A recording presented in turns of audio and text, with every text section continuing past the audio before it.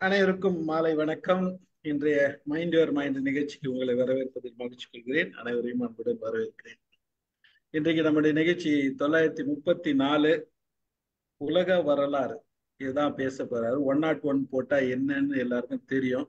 Introduction அப்படின்னு தெரியும். தோற்றம், வரலாறு, பண்பாடு தான் பேச போறாரு. ஒவ்வொரு வாரமும் நான் ராமு சார் ஃபோன் பண்ணி என்ன சப்ஜெக்ட் இன்னைக்கு என்ன சப்ஜெக்ட்னு கேட்பேன். நேற்றுக்கு கேட்டேன், சொல்றேன்னாரு. அதுக்கப்புறம் விட்டேன். நீங்க சொன்னா சொல்லுங்க, சொல்லாட்டி போங்க அப்படின்னு சொல்லிட்டு விட்டுட்டேன். அப்புறம் இன்னைக்கு காலையில அவரே நான் அனுப்பிச்சாரு சப்ஜெக்ட். பார்த்த உடனே திருப்தியா இருந்து பரவாயில்ல, இது வரைக்கும் பேசாத சப்ஜெக்ட். அப்புறம் கொஞ்சம் யோசித்தேன். ஐயோ, ஏற்கனவே சேப்பியன்ஸ் பேசாச்சு, உலக மனுஷ வரலாறுலாம் பேசியாச்சு, நம்ம திருப்பி ஏதாவது பேச போறாருன்றதுக்காக மறுபடியும் ஒரு போனை போட்டு கேட்டேன். இல்லை அப்படின்னாரு. மகிழ்ச்சியா இருந்தது. சிவில் நம்மளோட சிவிலைசேஷன் பேசலாம் அப்படின்னு இருக்கேன் அப்படின்னாரு. அதுல இருந்து ஸ்டார்ட் பண்ணுவோம் அப்படின்னு. அப்ப வித்தியாசமா இருக்கும், நம்ம கொஞ்சம் பல விஷயங்கள் பார்ப்போம் அப்படின்னு தோணுச்சு. ஏன்னா நம்ம இதெல்லாம் பார்த்துட்டோம். உலகம் தோன்ற வரலாறு, சேப்பியன்ஸ், ஹோமோ சேப்பியன்ஸ் இதெல்லாம் பார்த்துட்டோம். இவ்வளவு அறியோட விஷயங்கள் நம்ம பார்த்துட்டோம். அதுல டீட்டெயிலா பேசியிருக்காரு. அது அந்த வீடியோ நமக்கு கட் பண்ணி கூட போட்டிருக்கேன். நான் ஆக்சுவலா ஷார்ட்ஸா கூட போட்டிருக்கேன். அதுல பல செய்திகள் இருக்கு. அதுல அது ஒரு பார்ட். ஆக்சுவலா அதுல ஒரு வேர்ல்டு ஹிஸ்டரின்னு சொல்லும் போது உலகம் எப்படி தோன்றுச்சு அப்படின்றதுலாம் ஒரு பார்ட் நமக்கு. ஸோ அதனுடைய கண்டினியூஷன் சிவிலைசேஷன் தான். நமக்கு இந்த சிவிலைசேஷன் நமக்கு முக்கியமா தெரிஞ்சுக்க வேண்டிய விஷயம். இதுல பேசுறது ஒரு பக்கம் இருந்தா, நம்ம இவர் ஆர் பாலகிருஷ்ணன் எழுதின புக்கமும் அதுல நம்ம பார்க்க வேண்டியது இருக்கு, பிக்சர்ல தோணுது. அதை பத்தி நம்ம பேசுவோம் பிறகு. ராமசார் இன்னைக்கு என்ன பேசுறாருன்றத பார்த்து அதுக்கப்புறம் அதெல்லாம் மகிழ்ச்சி சார். நீங்க ஆரம்பிக்கலாம். ரைட்டோ. வந்திருக்கும் எல்லோருக்கும் வணக்கம், வாழ்த்து, பாராட்டு, நன்றி. டாபிக் பேரு ஏதாவது ஒன்று வைக்கணும்ல, ஒரு தலைப்பு. அதனால உலக வரலாறு அப்படின்னு வச்சிருக்கிறோம். ஆனால் உலக வரலாறுனா இப்போ ஸ்டீஃபன் சொன்ன மாதிரி முதல்ல உலகம் தோன்றியது அப்படின்னு ஆரம்பிச்சோம்னா அது 4.6 பில்லியன் வருஷமா ஏதோ ஒரு கணக்கு சொல்றாங்க. அப்புறம் உயிரினம் வந்தது, அதுக்கப்புறமா அல்டிமேட்டா மனுஷன் வந்தான்.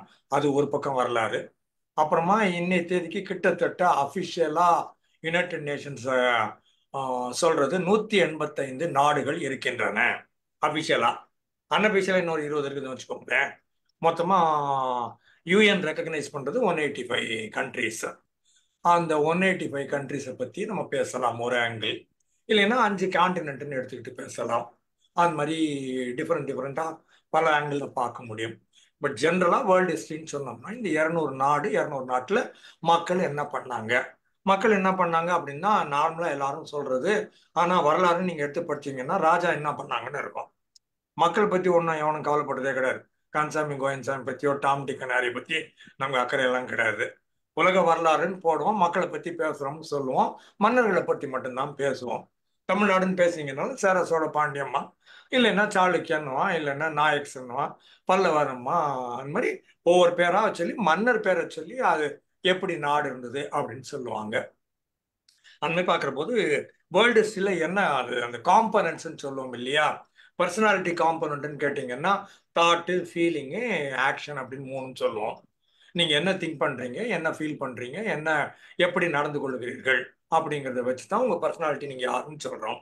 அப்போ வேர்ல்டு ஹிஸ்டரினா அதுக்குன்னு ஒரு ரோல் ஒன்று இருக்கும், இல்லைன்னா அதுக்கு ஒரு ஐடியாலஜி ஒன்று இருக்கும், இல்லைன்னா அதுக்கு ஒரு ஃப்ரேம் ஆஃப் ரெஃபரன்ஸ் ஒன்று இருக்கும். இது என்னென்னலாம் பார்த்தா இதுக்குள்ள வருது கண்டென்ட் ஆஃப் தி சப்ஜெக்ட் அப்படின்னு எடுக்கிறோம். பிசிக்ஸ்ன்னு எடுத்தீங்கன்னா மேட்டர்ன்னு இருக்கும், லைட்டுன்னு இருக்கும், ஹீட்டுன்னு இருக்கும், எனர்ஜின்னு இருக்கும். கெமிஸ்ட்ரின்னு எடுத்தீங்கன்னா மாலிக்யூல்ஸ்ன்னு இருக்கும், இல்லைன்னா ஆசிட்ஸ்ன்னு இருக்கும், இல்லைன்னா ஈக்குவேஷன்ஸ்ன்னு வரும். அந்த மாதிரி ஒவ்வொன்றுக்குள்ள வரும்போது ஹிஸ்ட்ரி அப்படின்னு வேர்ல்டு உலக வரலாறு அப்படின்னு சொன்னோம்னா ஒன்று ஏன்ஷியன்ட் சிவிலைசேஷன், அந்த காலத்தில் இருக்கின்ற நாகரிகங்கள், நதிநிலை நாகரிகங்கள் சொல்லுவாங்க. மக்கள் வாழ்க்கையை பண்பாடுன்னு சொல்லுவாங்க. அதுக்கப்புறம் ஒவ்வொரு பீரியடுன்னு ஒவ்வொரு கிரனாலஜிக்கலா பீரியட் வைஸ் ஒன்று கொண்டு போகலாம். அதுக்கப்புறம் எங்கெங்கெல்லாம் மன்னர்கள் இருந்தாங்க, அந்த மன்னர்களுடைய ஏரியா ஆஃப் ஆபரேஷன் ஜூரிஸ்டிக்ஷன் சொல்லுவோம் இல்லையா. அவங்க இப்போ நெப்போலியன்னா எங்கெங்கெல்லாம் கான்கோர் பண்ணாரு. பிரிட்டிஷ் எம்பையர்ல சூரியன் அவன் மறையவே மறையாது. ஏன்னா அவன் ஃபுல் குளோபலையும் அவன் ஆள் இருக்கிறான். அதனால எந்த இடத்துல இருந்தாலும் சூரியன் மறையவே மறையாது. அவனுக்கு எங்கேயோ ஒரு இடத்துல சூரியன் உதித்து கொண்டே இருக்கும் அப்படின்னு அந்த எம்பையர்னு பார்க்கலாம். நெப்போலியன் இந்த மாதிரி ஒன்று சொன்னேன். ஜெங்கிஸ்கான் ஒரு ஆள் ஏராளம் பண்ணியிருக்கிறான். அது மாதிரி எடுத்தோம்னா மன்னர்களுடைய வரலாறு, மன்னர்கள் என்ன பண்ணாங்க அவங்க ஏரியா ஆஃப் ஆபரேஷன் எவ்வளவு கான்கஸ்ட் பண்ணாங்க, எந்தெந்த ஊரெல்லாம் கேப்சர் பண்ணாங்க, அதையெல்லாம் எப்படி அவங்க நடத்துனாங்க அப்படின்னு அவங்க விலாவாரியா ரொம்ப அவங்க விவரித்து கொண்டே போனது, பெரிதாக்கி கொண்டே போனது சாம்ராஜ்யத்தை. இது ஒரு நாடுன்னு சொல்லுவோம். அப்புறம் சாம்ராஜ்யம் சொன்னோம்னா அவன் நிறைய நாடு வச்சிருந்தான்னா சாம்ராஜ்யம் சொல்றது. ஒரே ஒரு ஊர் வச்சிருந்தா மன்னர்ன்னு சொல்லுவோம்.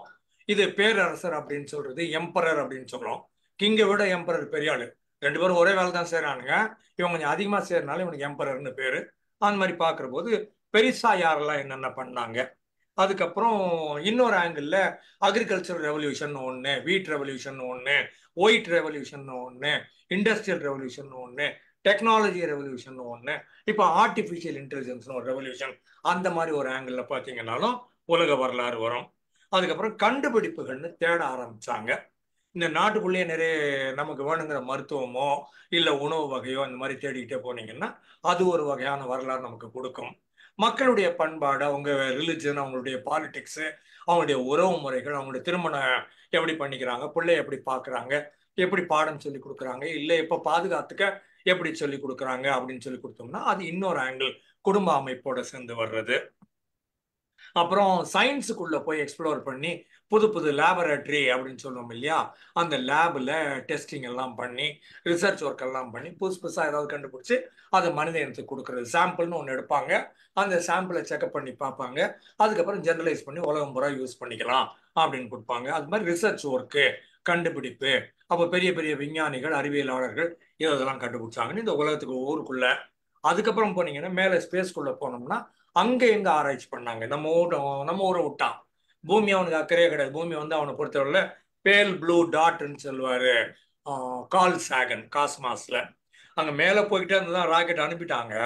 அப்புறம் சொன்னாரா ராக்கெட்டை கொஞ்சம் திருப்பி இந்த பக்கமா பாடுறா, ஒரு போட்டோ எடுன்னு ராக்கெட்டை பிடிச்சி திருப்பி அதுக்கப்புறம் போட்டோ எடுக்க சொல்லி அதெல்லாம் அந்த காலத்துல நிறைய காரியங்கள் பண்ணணும். இப்ப மாதிரி முடியாது. நான் சொல்றேன்னா 78 இயர்ஸ் பேக்குன்னு நினைக்கிறேன். அப்போ எடுக்கிற போது பேல் ப்ளூ டாட், அதாவது வெளிரி போன ஒரு நீல நிற புள்ளி, அதுதான் நம்ம பூமி. அப்ப இவனுக்கு அக்கறை வந்து ஸ்டார்ஸ்ன்னு பாரு, மில்கி வேன்னு பாரு, இன்னொரு கேலக்சி ஆண்ட்ரமடான்னு ஒன்று பக்கத்துல இருக்குது, அதை போய் பாரு, இன்னும் தாண்டி எங்கெல்லாம் கிடைக்குது அதெல்லாம் பாரு, ஸ்பைரல் கேலக்சி, மற்ற கேலக்சின்னு பாரு. அப்ப அந்த மாதிரி இன்னொரு ஆராய்ச்சி தேடுகிற இடம். இன்னொரு ஆங்கிள் நம்ம சொல்லுவோம் அமெரிக்கன் வெஸ்பூசியா, யாரோ ஒரு ஆளு கொலம்பஸ் இவங்கெல்லாம் சேர்ந்து அமெரிக்காவை தேடுறோம், இந்தியாவை தேடுறோம்னு போய் வேற விதமா போய் அமெரிக்காவை கண்டுபிடிச்சாங்க. அப்ப நாடு தேடுறது. வாஸ்கோட காமான்னு ஒரு ஆள் இந்த பக்கமா வந்து நன்னம்பிக்கை முனைன்னு ஒண்ணு கேரளால வச்சிருக்கிறாங்க. அவரு வர்ற போது அந்த இடத்துல அவருக்கு நம்பிக்கை கிடைச்சுதான், எங்கேயோ பார்த்துலாம் ஒரு ஊர் வந்துடுச்சு அப்படின்னு ஒரு கிடைச்சதுன்னு சொல்லுவாங்க. அந்த மாதிரி தேடல் அப்படின்னு ஒண்ணு இருந்தது. முன்னே நம்ம சேப்பியன்ஸ்ல படிச்சிருக்கிறோம். அங்க ஆப்பிரிக்கால நைஜீரியாவுக்கு பக்கத்துல ஒரு சமவெளியில ஒரு செங்குத்தா இருக்கிற ஒரு மலைக்கு பக்கத்துல மனிதன் உருவானா, அப்புறமா அவன் எல்லா இடத்துக்கும் போனான். அந்த மாதிரி பார்க்கறது ஒரு வரலாறு ஒன்று இருக்குது. அதுக்கப்புறம் வேர்ல்டு வார் 1 and 2 நம்மளை என்ன பண்ணுச்சு அப்படிங்கிறது இருக்குது. அப்புறம் மெடிசன் எப்படி வளர்ந்தது, நம்ம எப்படி லாங்குவிட்டி வந்தது, ஹெல்த் வந்தது அப்படின்னு பார்க்கறது இன்னொரு ஏரியா. அதுக்கப்புறமா இந்த ஹிட்லர், முசோலினி இந்த மாதிரி மாசேத்துங்க இந்த மாதிரி மக்கள்லாம் எப்படி பவர் எடுத்துக்கிட்டாங்க, அந்த பவரை எப்படி யூஸ் பண்ணாங்க இல்லை மிஸ்யூஸ் பண்ணாங்க, அந்த மாதிரி இன்னொரு ஆங்கிள் பார்க்கலாம். பெனவலண்ட் நல்ல மன்னர்கள் அவங்கெல்லாம் எப்படி நாட்டை பார்த்தாங்க அப்படின்னு பார்க்கறதும் உலக வரலாறுன்னு எடுத்துக்கலாம். ஸோ இந்த மாதிரி பல்வேறு விதமாக உலக வரலாற்றை நாம பார்க்க முடியும். இதுக்குள்ள நம்ம மெயினா ஃபோக்கஸ் வந்து நான் பார்க்க நினைக்கிறது சிவிலைசேஷன், பண்பாடு, நாகரிகம். எல்லா நாகரிகமும் நதிநிலை நாகரிகம். ஏன்னா உனக்கு தண்ணி வேணும் உயிர் வாழ்றதுக்கு, தண்ணிக்கு பக்கத்துல தான் மனுஷன் இருந்தாகணும். ஸோ தண்ணிக்கு பக்கத்துல இருந்தா அங்கதான் பண்பாடு வளர்ந்தது, மக்கள் வளர்ந்தார்கள், அங்கதான் இப்போ குழுமினார்கள். இதை கம்யூனிட்டின்னு சொல்லுவோம், சொசைட்டின்னு சொல்லுவோம். பின்னால் தான் அதுக்கு பேரு டிஸ்ட்ரிக்ட்னு வச்சாங்க, அதுக்கப்புறம் மாநிலம் ஸ்டேட்னு சொன்னாங்க, அதுக்கப்புறம் நாடுன்னு சொன்னாங்க. அப்படிலாம் பேர்லாம் பின்னால வந்தது. முதல்ல வந்து அது ஒரு குழு, ஒரு குரூப்பு. அந்த குரூப்பு சொசைட்டி, கம்யூனிட்டின்னு சொல்றது. சொசைட்டி கம்யூனிட்டின்னா ஐடென்டிக்கல் திங்கிங் உள்ள மக்கள், ஒரே மாதிரியா எழுந்து, ஒரே மாதிரியா சாப்பிட்டு, ஒரே மாதிரியா வேலை பார்த்து, ஒரே மாதிரியா தூங்கி, ஒரே மாதிரி சண்டை போடுறதெல்லாம் வந்து ஒரு கம்யூனிட்டி, சொசைட்டின்னு சொல்லுவாங்க. வேற வேற மாதிரி இருந்ததுன்னா வேற வேற கல்ச்சர், வேற வேற நாடு. ஸோ இதுல முக்கியமான 3 சிவிலைசேஷன் வந்து ரோமன் சிவிலைசேஷன் அப்படின்ட்டு இட்டாலி சேர்ந்தது ஒண்ணு. அதுக்கு பக்கத்துல இன்னொன்னு வந்து கிரேக்க சிவிலைசேஷன் அப்படின்னு இன்னொன்று, அது ஆப்பிரிக்காவுக்கு மேலே இருக்குன்னு நினைக்கிறேன், டாப்ல. இன்னொன்று வந்து ஒரு ட்ரையாங்கிள் மாதிரி வரும். இன்னொன்று ஈரான் ஈராக்ல இது எஜிப்சியன் சொல்லுவாங்க. ஸோ ரோம் சிவிலைசேஷன் ஒன்று, கிரீக் சிவிலைசேஷன் ஒன்று, இஜிப்சியன் சிவிலைசேஷன் ஒன்று. இது மூணு தான் அடிப்படையில் ஒரு ட்ரையாங்கிள். மூணுமே மிஞ்சி போச்சுன்னா ஒரு 500 கிலோமீட்டருக்குள்ள வந்துடும் வச்சுக்கோங்களேன், ஈச் அதர். இந்த ஏரியாவில் தான் நாகரிகம், பண்பாடு, மக்கள் எப்படி கொஹெசிவா, கோஆர்டினேட்டடா, ஒத்துமையா சேர்ந்து ஒரு பழகுமுறை அப்படின்னு ஒன்று கொண்டு வந்து, ஒரே ஒரு ஆளோ இல்லை ஒரே ஒரு குடும்பமோ 10 பேரோ இல்லாமல் ஒரு பெரிய குரூப் ஒன்று ஒரே மாதிரி பழகிறது எப்படி, புரிந்து கொள்வது எப்படி, ஒத்திசைவோடு இருப்பது எப்படி, அந்த ஒரே மாதிரியான மனப்பாங்கை வளர்த்துக் கொள்வது எப்படி அப்படிங்கிறதெல்லாம் இந்த இடங்கள்ல உருவாச்சு. ஸோ ரோமன் சிவிலைசேஷன் முதல்ல பார்ப்போம், அதுக்கப்புறம் கிரீக் பார்ப்போம், அதுக்கப்புறம் ஈஜிப்சியன் பார்ப்போம். ரோமன் சிவிலைசேஷன் வந்து ரொம்ப இம்பார்ட்டன்ட் சிவிலைசேஷன். இந்த மூணும் தான் உலகத்தில் இருக்கிற 200 நாடு மேலேயும் ஒரு தாக்கத்தை, ஒரு இன்ஃப்ளூயன்ஸை, ஒரு இம்பேக்டை கிரியேட் பண்ணது. அதனால இதெல்லாம் ரொம்ப இம்பார்ட்டன்ட். அங்க மட்டும்தான் இருந்தது, போயிடுச்சு சார் அப்படிலாம் கிடையாது. அங்க இருந்தது, இப்ப அங்க இருக்குது இல்லை ஊற்றுங்க, ரெண்டாவது காரியம். ஆனா அது இப்போதைக்கு நம்மை வழிநடத்தி கொண்டிருக்கிறது. நீங்களும் நானும் இன்னைக்கு பழகிறதுக்கு மூலம், சோர்ஸ், என்ன ஃபவுண்டேஷன் இல்லை அடித்தளம் அப்படிங்கிற மாதிரி பார்த்தோம்னா ரூட்டு அங்க இருக்குது. அந்த ரூட்டை தெரிஞ்சு வச்சுக்கிட்டோம்னா, ஓஹோ இங்க இருந்து தான் வந்தது போல இருக்குது, இவங்க தான் நம்மளுக்கு சொல்லி கொடுத்தாங்க போல இருக்குது அப்படின்னு நம்ம கண்டுபிடிக்கக்கூடிய வாய்ப்பு கிடைக்கும். அதுக்காக முதல்ல அரசாங்கம் அப்படின்னு சொன்னாங்க, கவர்னன்ஸ் அப்படிம்பாங்க. கட்டுக்கோப்பா மக்களை வச்சுக்கிறது எப்படி, அந்த மக்களுக்குள்ள ஒரு ஒருமித்த கருத்தை உண்டாக்குறது எப்படி, எல்லாம் ரோட்ல லெஃப்ட் சைடு போனோம் அப்படி இருந்தோம்னா, அப்படி இருந்து வந்தா அந்த பக்கம் லெஃப்ட் சைட்ல போனோம், இந்த பக்கத்துல இருந்து வந்தா இந்த பக்கம் லெஃப்ட் சைட்ல போனோம், ரைட் சைடுக்கு நீ போகக்கூடாது அப்படிங்கிற மாதிரி ஒரு கவர்மெண்ட் ஒரு ஐடியா ஒன்று கொண்டு வர்றாங்க. அப்போ foundations for many modern political institutions and legal principles. இன்னைக்கு நாம சொல்றோம் ராஜ்யசபா, லோக்சபா அப்படின்னு சொல்றோம். இதுக்கு மக்கள் வந்து ஓட்டு போட்டு அவங்களுக்கான உரிமை ஒன்று இருக்குது, எனக்கு வேணுங்கிற மாதிரி ஒரு அரசாங்கத்தை நான் நிறுவுவேன், உருவாக்குவேன் அப்படின்னு சொல்றோம். இதுக்கு அடித்தளம் இங்க ரோமன் சிவிலைசேஷன்ல கிடைக்குது. அவங்க எக்ஸிக்யூட்டிவ்னு ஒன்று வச்சிருக்காங்க, மன்னர் சொல்றாங்க. அந்த டாப் லெவல் பீப்புள், பியூரோக்ரஸி அப்படிங்கிற மாதிரி அந்த கார்பரேட் பீப்புள் அவங்க ரன் பண்றாங்க. ஆனாலும் மக்களுக்கு எனக்கு இந்த மாதிரி ஆள் வேணும் அப்படின்னு சொல்றதுக்கான உரிமை இருக்குது. மக்கள் எனக்கு என்ன தேவைன்னு போய் சொன்னோம்னா அதை அரசாங்கம் நிட்டு நிறைவு செய்யற மாதிரி இருக்கணும் அப்படிங்கிறதுல இந்த தனி மனிதனுக்கும் சில உரிமைகள் கொடுக்கப்பட்டன, அந்த மேல இருக்கிற ஆளுக்கும் இவன் கேட்கறத கொடுக்கறதுக்கான பொறுப்பு உங்கையில இருக்குது அப்படின்னு சொல்லப்பட்டது. மேல இருக்கிற ஆளு அந்த அரசாங்கத்தை நிர்வாகம் பண்ற ஆளு, எப்பா நீ இப்படி இருந்தாதான் உனக்கு நல்லது அப்படின்னு அவனும் சில கருத்துக்களை இவங்களுக்கு சொல்ற மாதிரி இருந்துச்சு. இதெல்லாம் வந்தது. இதெல்லாம் கிட்டத்தட்ட 2510 வருஷத்துக்கு முன்னால, 530 வருஷத்துக்கு முன்னால, 509 பிசி அப்படிங்கிறாங்க, பிஃபோர் கிரைஸ்ட். இந்த பிசிஇங்கிறது அவன் தான் கிரியேட் பண்ணான். பிஃபோர் கிறிஸ்டியன் ஈரா பிசிஇ. என்ன சிஇன்னு போட்டான்னா கிறிஸ்டியன் ஈரான்னு வரும். அதே மாதிரி ஏடி அப்படின்னு போட்டான்னா ஆனா டொமினின்னு பேரு, இதுவும் லட்டின்ல இருந்து வரும். இந்த ரோம் ஏரியாவும் இட்டாலியும் லட்டினும் ஒரே இடம்தான். அந்த லட்டின்ல இருந்து தான் இப்ப நம்ம பேசுற எல்லா இங்கிலீஷும் வந்துச்சு. அதனால லட்டினோட மிகப்பெரிய தாக்கம் ஆங்கிலத்தின் மீது இருக்கிறது. லட்டின் இல்லை, ஆனால் ஆங்கிலத்தின் மீது அது மிக அதிகமான தாக்கத்தை உண்டு பண்ணி இருக்கிறது. இங்கிலீஷுக்கான கிராண்ட் மதர் யாருன்னு கேட்டீங்கன்னா லட்டின். அப்புறம் ரோமன் ரிப்பப்ளிக் 510 பிசிஇ. இது complex system of checks and பேலன்ஸ்ங்கிறாங்க. செக்ஸ் அண்ட் பேலன்ஸ்னா ஒருத்தன் ஒரு பண்ணுவான், இன்னொருத்தன் அது கரெக்டா தான் இருக்குதான்னு செக்அப் பண்ணுவான், அதுக்கு பேர் பேலன்ஸ். இப்ப சமையல் பண்ணிட்டோம், அதை எடுத்து கொஞ்சம் சாப்பிட்டு பார்த்து ஆமா நல்லா இருக்குது, இல்ல உப்பு ஜாஸ்தி இல்ல கம்மி, புளி ஜாஸ்தி கம்மி, காரம் ஜாஸ்தி கம்மி அப்படின்னு கண்டுபிடிக்கிறோம் இல்லையா, அதுக்கு வந்து பேலன்ஸ்ன்னு பேரு. அப்ப எல்லா இடத்துலையுமே யாரோ ஒன்று சொல்லுவாங்க, அப்ப அது எல்லாருக்கும் நன்மை விளைவிக்குதா இல்ல நிறைய பேருக்கு நன்மை தருகிறதா அப்படின்னு பாக்குற ஏரியாக்குள்ள வருது செக்ஸ் அண்ட் பேலன்ஸ்பாங்க. இதெல்லாம் 2500 வருஷத்துக்கு முன்னாலே ரோமன் சிவிலைசேஷன்ல கொண்டு வந்திருக்கிறாங்க. எலெக்டட் அபிஷியல்னு கான்சல், செனட்டர், ட்ரிபியூன், இவங்க எல்லாம் வந்து they share power, they also have responsibility. எங்கெங்கெல்லாம் பவர் கொடுக்குறாங்களோ அங்கங்க பொறுப்பையும் சேர்த்து கொடுத்துருவாங்க. பொறுப்பே இல்லாம ஒரு பவர் வச்சுக்க முடியாது, பவர் கொடுக்குறப்பவே பொறுப்பும் கொடுத்துருவாங்க. நீ இதெல்லாம் பண்ணணும்ப்பா, இதெல்லாம் எதிர்பார்க்கப்படுகிறது, இதை இந்த நீட்ஸை நீ ஃபுல்ஃபில் பண்ணி ஆகணும்னு சொல்லுவாங்க. இல்லைன்னா அதை அந்த இடத்த விட்டு தூக்கிடுவாங்க. அதுதான் செக்ஸ் அண்ட் பேலன்சஸ் சொல்றது. குவான்டிட்டின்னு ஒரு ஃபேக்டரி ப்ரொடியூஸ் பண்ணிடும், குவாலிட்டி செக்னு ஒரு ஆள் வச்சிருப்பான். இந்த ரேஞ்சுக்குள்ள இருந்ததுன்னா நான் வைக்கிறதுக்கு வெளியில அனுப்பலாம், இல்லைன்னா அதை கண்டம் பண்ணிட்டு இல்லைன்னா ரீடூ பண்ணு அப்படின்னு சொல்லி ரிஜெக்ட் பண்ணிடுவான். இவன் ப்ரொடியூஸ் பண்றது பூரா ஃபேக்டரியில பண்றது பூரா வெளியில வைக்க முடியாது. குவாலிட்டி கண்ட்ரோல் டிபார்ட்மெண்ட் சர்டிஃபை பண்ணா மட்டும்தான் அது ஃபேக்டரியை விட்டு வெளியில போகும். இது வந்து பேலன்ஸ். ஆபீஸுக்குள்ளேயே இது இருக்கும்னு சொல்ல வர்றது. நம்ம நாட்டுக்குள்ளேயே போலீஸும் இருக்கும், பிரிசனும் இருக்கும், என்ன மிலிட்ரி ஆளும் இருப்பாங்க, ஜட்ஜும் இருப்பாங்க. எல்லாரும் வந்து நம்மள வந்து ஒரு சர்டன் லெவலுக்குள்ள இருக்கணும் அப்படின்னு சொல்றாங்க. அப்ப யாருமே இல்லைன்னா கட்டுமீறி போயிடும் அப்படிங்கிறதுனால செக்ஸ் அண்ட் பேலன்ஸ் இதெல்லாம் அந்த காலத்தையே பண்ணியிருக்கிறாங்க. Roman Senate served as a deliberate body of the Republic, while assemblies provided avenues for citizen participation in decision making. முடிவெடுக்கிறதுல குடிமக்கள் எனக்கு இது வேணும் சொல்றதுக்கான உரிமை இருக்குது. இதுக்கு பேர் அசம்பிளி. நம்ம எம்எல்ஏன்னு சொல்றோம் இல்லையா, member of the legislative assembly. அந்த மாதிரி இது இங்க அதுக்கான வழிவகை சோர்ஸ் எல்லாம் இப்ப இன்னைக்கு எம்எல்ஏ எம்பி இங்க இருக்குதுன்னா அதுக்கு ரூட்டு இங்க ரோமன் சிவிலைசேஷன்ல இருந்து இருக்குது. அப்புறம் 12 tables, a set of laws codified in 451 450 BCE. 2450 வருஷத்துக்கு முன்னால ரோமன் சிவில் லா அப்படின்னு ஒன்று கிரியேட் பண்றாங்க. ஃபண்டமெண்டல் லீகல் பிரின்சிபிள்ஸ் சொல்றாங்க. Equality before law every one அப்படிங்கிறாங்க. எல்லோரும் சட்டத்தின் முன் சமம். நம்ம ஊர்ல டயலாக் பேசுறோங்கிறது வேற கதை. ஆனா இதெல்லாம் உருவாக்குற போது நினைச்சிருக்கிறாங்க. Equality before the law, right to fair trial.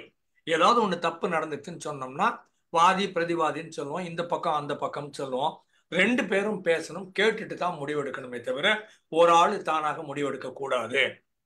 அப்படிங்கிறதுனால ஃபேர் ட்ரையலுக்கும் இவங்க கோர்ட் மாதிரி ஒன்று கிரியேட் பண்றாங்க. அதுக்கப்புறம் மிலிட்டரி அண்ட் கான்குவஸ்ட்னுட்டு இவங்க நல்ல மிலிட்டரியில டிசிப்ளின் வேணும், சொல்ற பேச்சை கேட்கணும். அந்த மேல இருக்கிற ஒரு சுப்பீரியர் ஆஃபீஸர் இருந்தாருன்னா அவர் பேச்ச நீங்க கேட்டே ஆகணும். நீங்க சஜஷன் வேணா கொடுக்கலாமே தவிர அவர் சொல்றதை நீங்க மீற முடியாது. அதுக்கு பேரு டிசிப்ளின். ஆர்கனைசேஷன், இன்ஜினியரிங் ப்ராவஸ் இதெல்லாம் இருக்குது. கவல்ரி யூனிட்னா அந்த காலத்துல எல்லாமே காலாட்படை. இப்ப காலாட்படைக்கு ரொம்ப வேலையே கிடையாது. நீங்க பாட்டுக்கு ஆண்ட்ல குண்டு போட்டுனே இருக்கலாம், இல்லைன்னா நீர்மூழ்கி கப்பல்ல போய் கேப்சர் பண்ணிக்கலாம். ஸோ இப்போ சீயும் ஜாஸ்தி ஆயிடுச்சு, ஏர்வேஸும் ஜாஸ்தி ஆயிடுச்சுங்கிறதுனால நடந்து போற ஏரியாலாம் கிடையாது. முன்ன அந்த காலத்துல இதெல்லாம் பண்ணிட்டு இருந்தாங்க. அப்புறம் Punic wars against Carthage, conquest of Gaul under Julius Caesar, இதெல்லாம் இவங்க ஏரியா ஆஃப் ஆப்ரேஷன்னுட்டு நாட்டை இன்னும் இன்னும் விரிவுபடுத்திக்கிட்டே போறாங்க.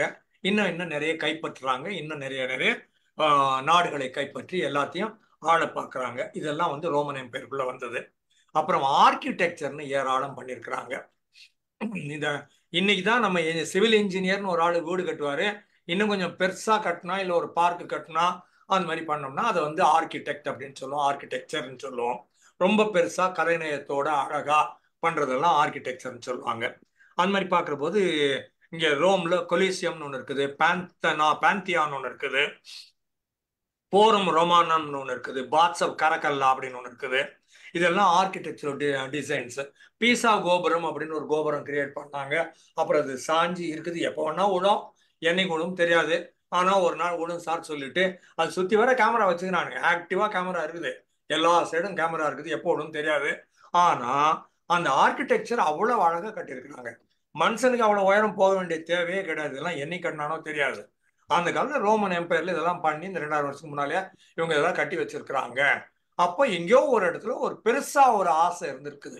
வெறும் சாப்பிட்டோம், படுத்தோம், வேட்டையாடணும், தூங்கணும், அவ்வளவுதான் அப்படிங்கிற மாதிரி இல்லாமல் அதையும் தாண்டி வேற ஏதோ ஒண்ணு பண்ணணும்.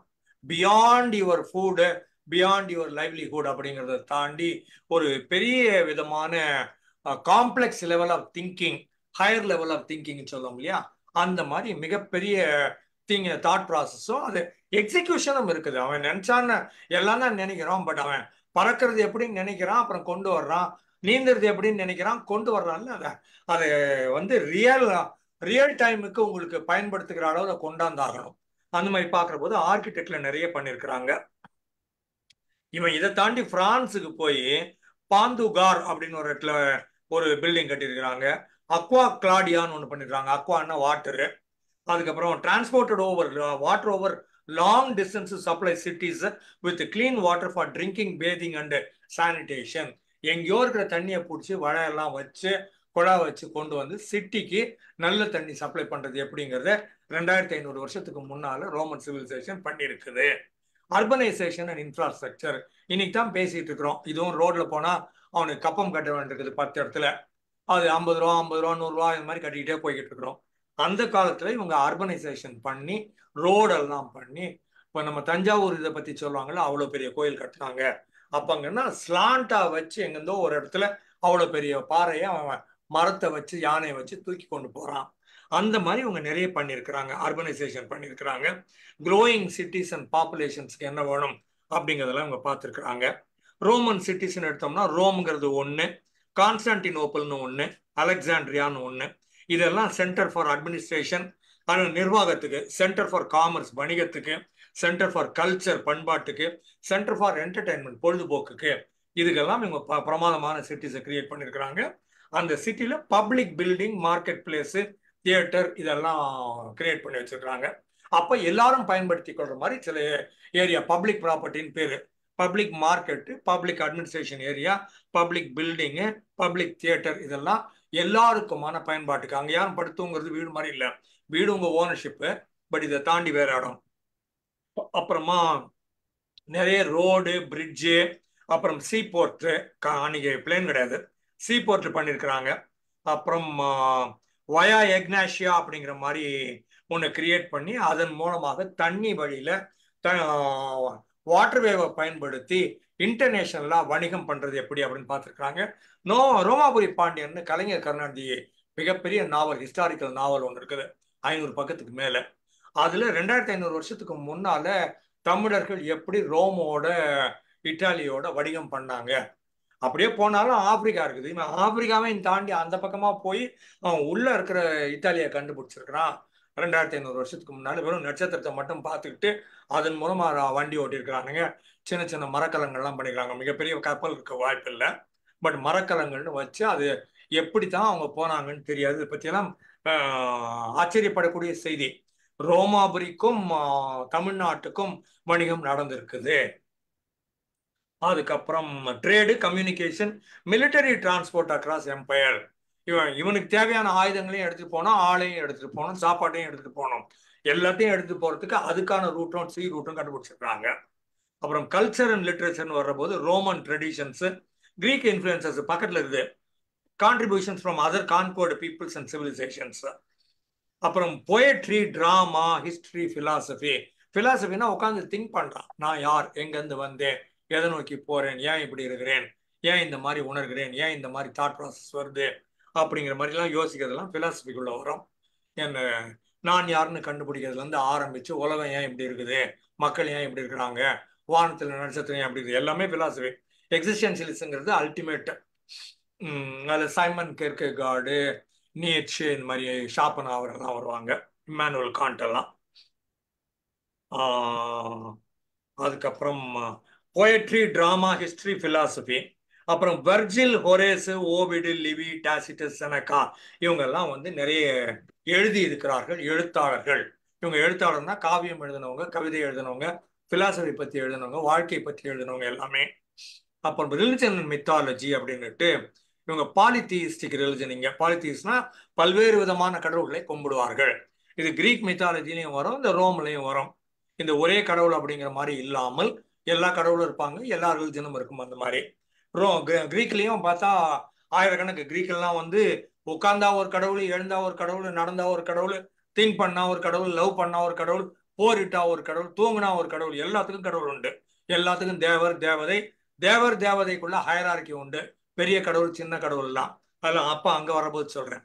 இங்க ரோம் கடவுள் வந்து Jupiter ஜேயஸ், Juno Hera, Mars எரஸ், Venus Aphrodite, Minerva அத்தனா அப்படின்னுட்டு இதெல்லாம் வந்து ரோமன் காட்ஸ்.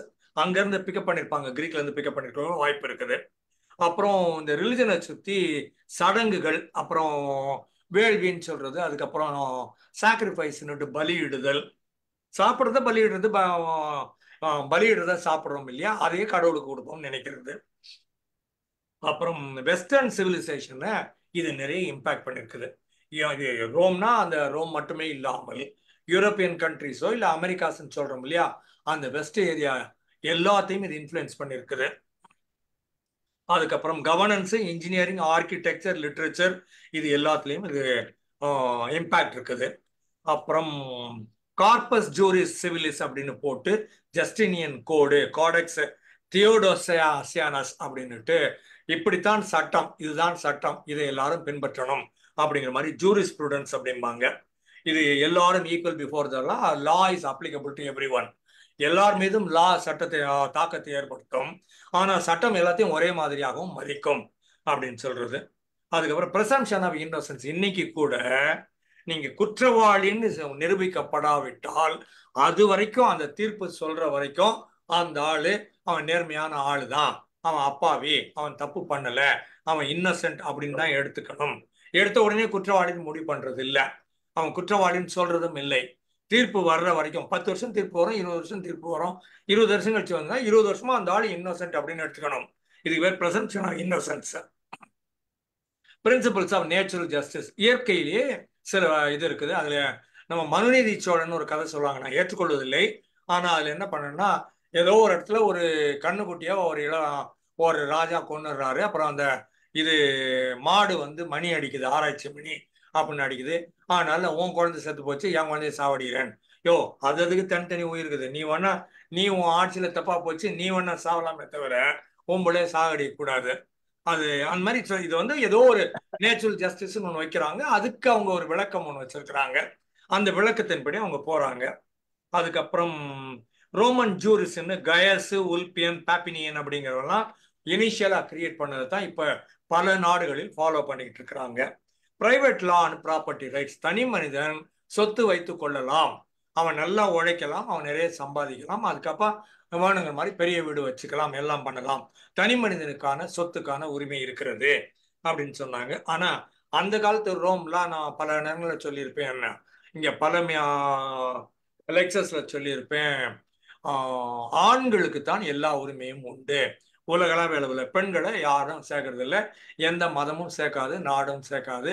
அதனால இங்க வந்து வெளிநாட்டவர்களுக்கு வாக்களிக்கும் உரிமை கிடையாது, சொத்துரிமை கிடையாது. இங்கே 18 வயதுக்கு மேற்பட்ட ஆண்களுக்கு மட்டும்தான் ரோமாபுரியில சொத்துரிமை உண்டு, பெண்களுக்கு கிடையாது. ஸ்லேவ்ஸ்ன்னுட்டு அடிமைகள் இருப்பாங்க, அடிமைகள் ஆண்களா இருந்தாலும் அவங்களுக்கும் சொத்துரிமை கிடையாது. வெளிநாட்டவர்கள் இங்க வந்து தங்கி இருப்பாங்க, அவங்களுக்கும் சொத்துரிமை கிடையாது. 18 வயதுக்கு மேல இருக்கணும், ஆணா இருக்கணும், அந்த ஊர் ஆளா இருக்கணும், அவங்களுக்கு மட்டும்தான் சொத்துரிமை. அப்ப இது ரோமாபுரியில இருந்தது.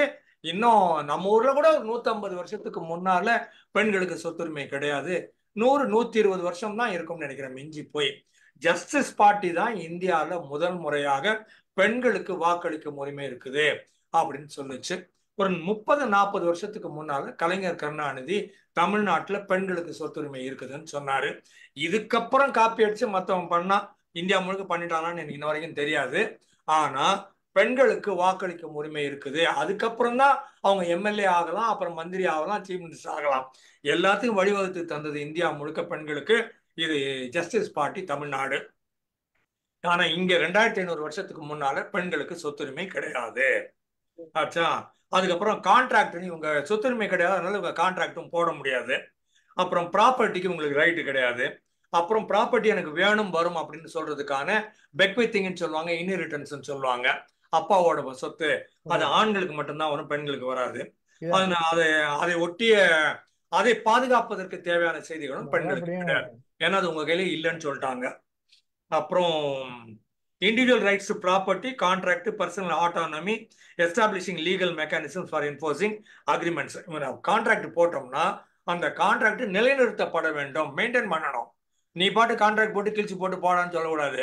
கான்ட்ராக்ட் போட்டிருக்குது, அதனால நீ இப்படிதான் நடக்கணும், நான் இவ்வளவு காசு கொடுத்துருக்கிறேன், அதனால நிலம் எனக்கு எழுதி தரணும் அப்படிங்கிறதுனால அதை நிலைநாட்டணும். கான்ட்ராக்ட்ல எழுதப்பட்டதை, கையெழுத்து போடப்பட்டதை, அந்த சாட்சி கையெழுத்தோட போடப்பட்டதை, அதை வந்து ஒரு சட்டம் வந்து ஆமா இப்படிதான் இருக்குது, அதனால நீ மரியாதையா கொடுத்துரு, நீ காசை கொடுத்துரு, இல்லை நீ நிலத்தை கொடுத்துரு அப்படிங்கிற மாதிரி அது சொல்றதுலாம் என்ஃபோர்சிங் அக்ரிமெண்ட்ஸ். Resolving dispute. இன்னைக்கும் சொத்து யாருக்கு, இந்த இடத்துல கோடு இங்க வருதா அங்க வருதா, இப்போ அருணாச்சல் பிரதேசல இருக்கிறது அது சைனாக்காரங்க கையில இருக்குதா எங்க கையில இருக்குதான்னு தெரியாது. ஒரு நிமிஷம்.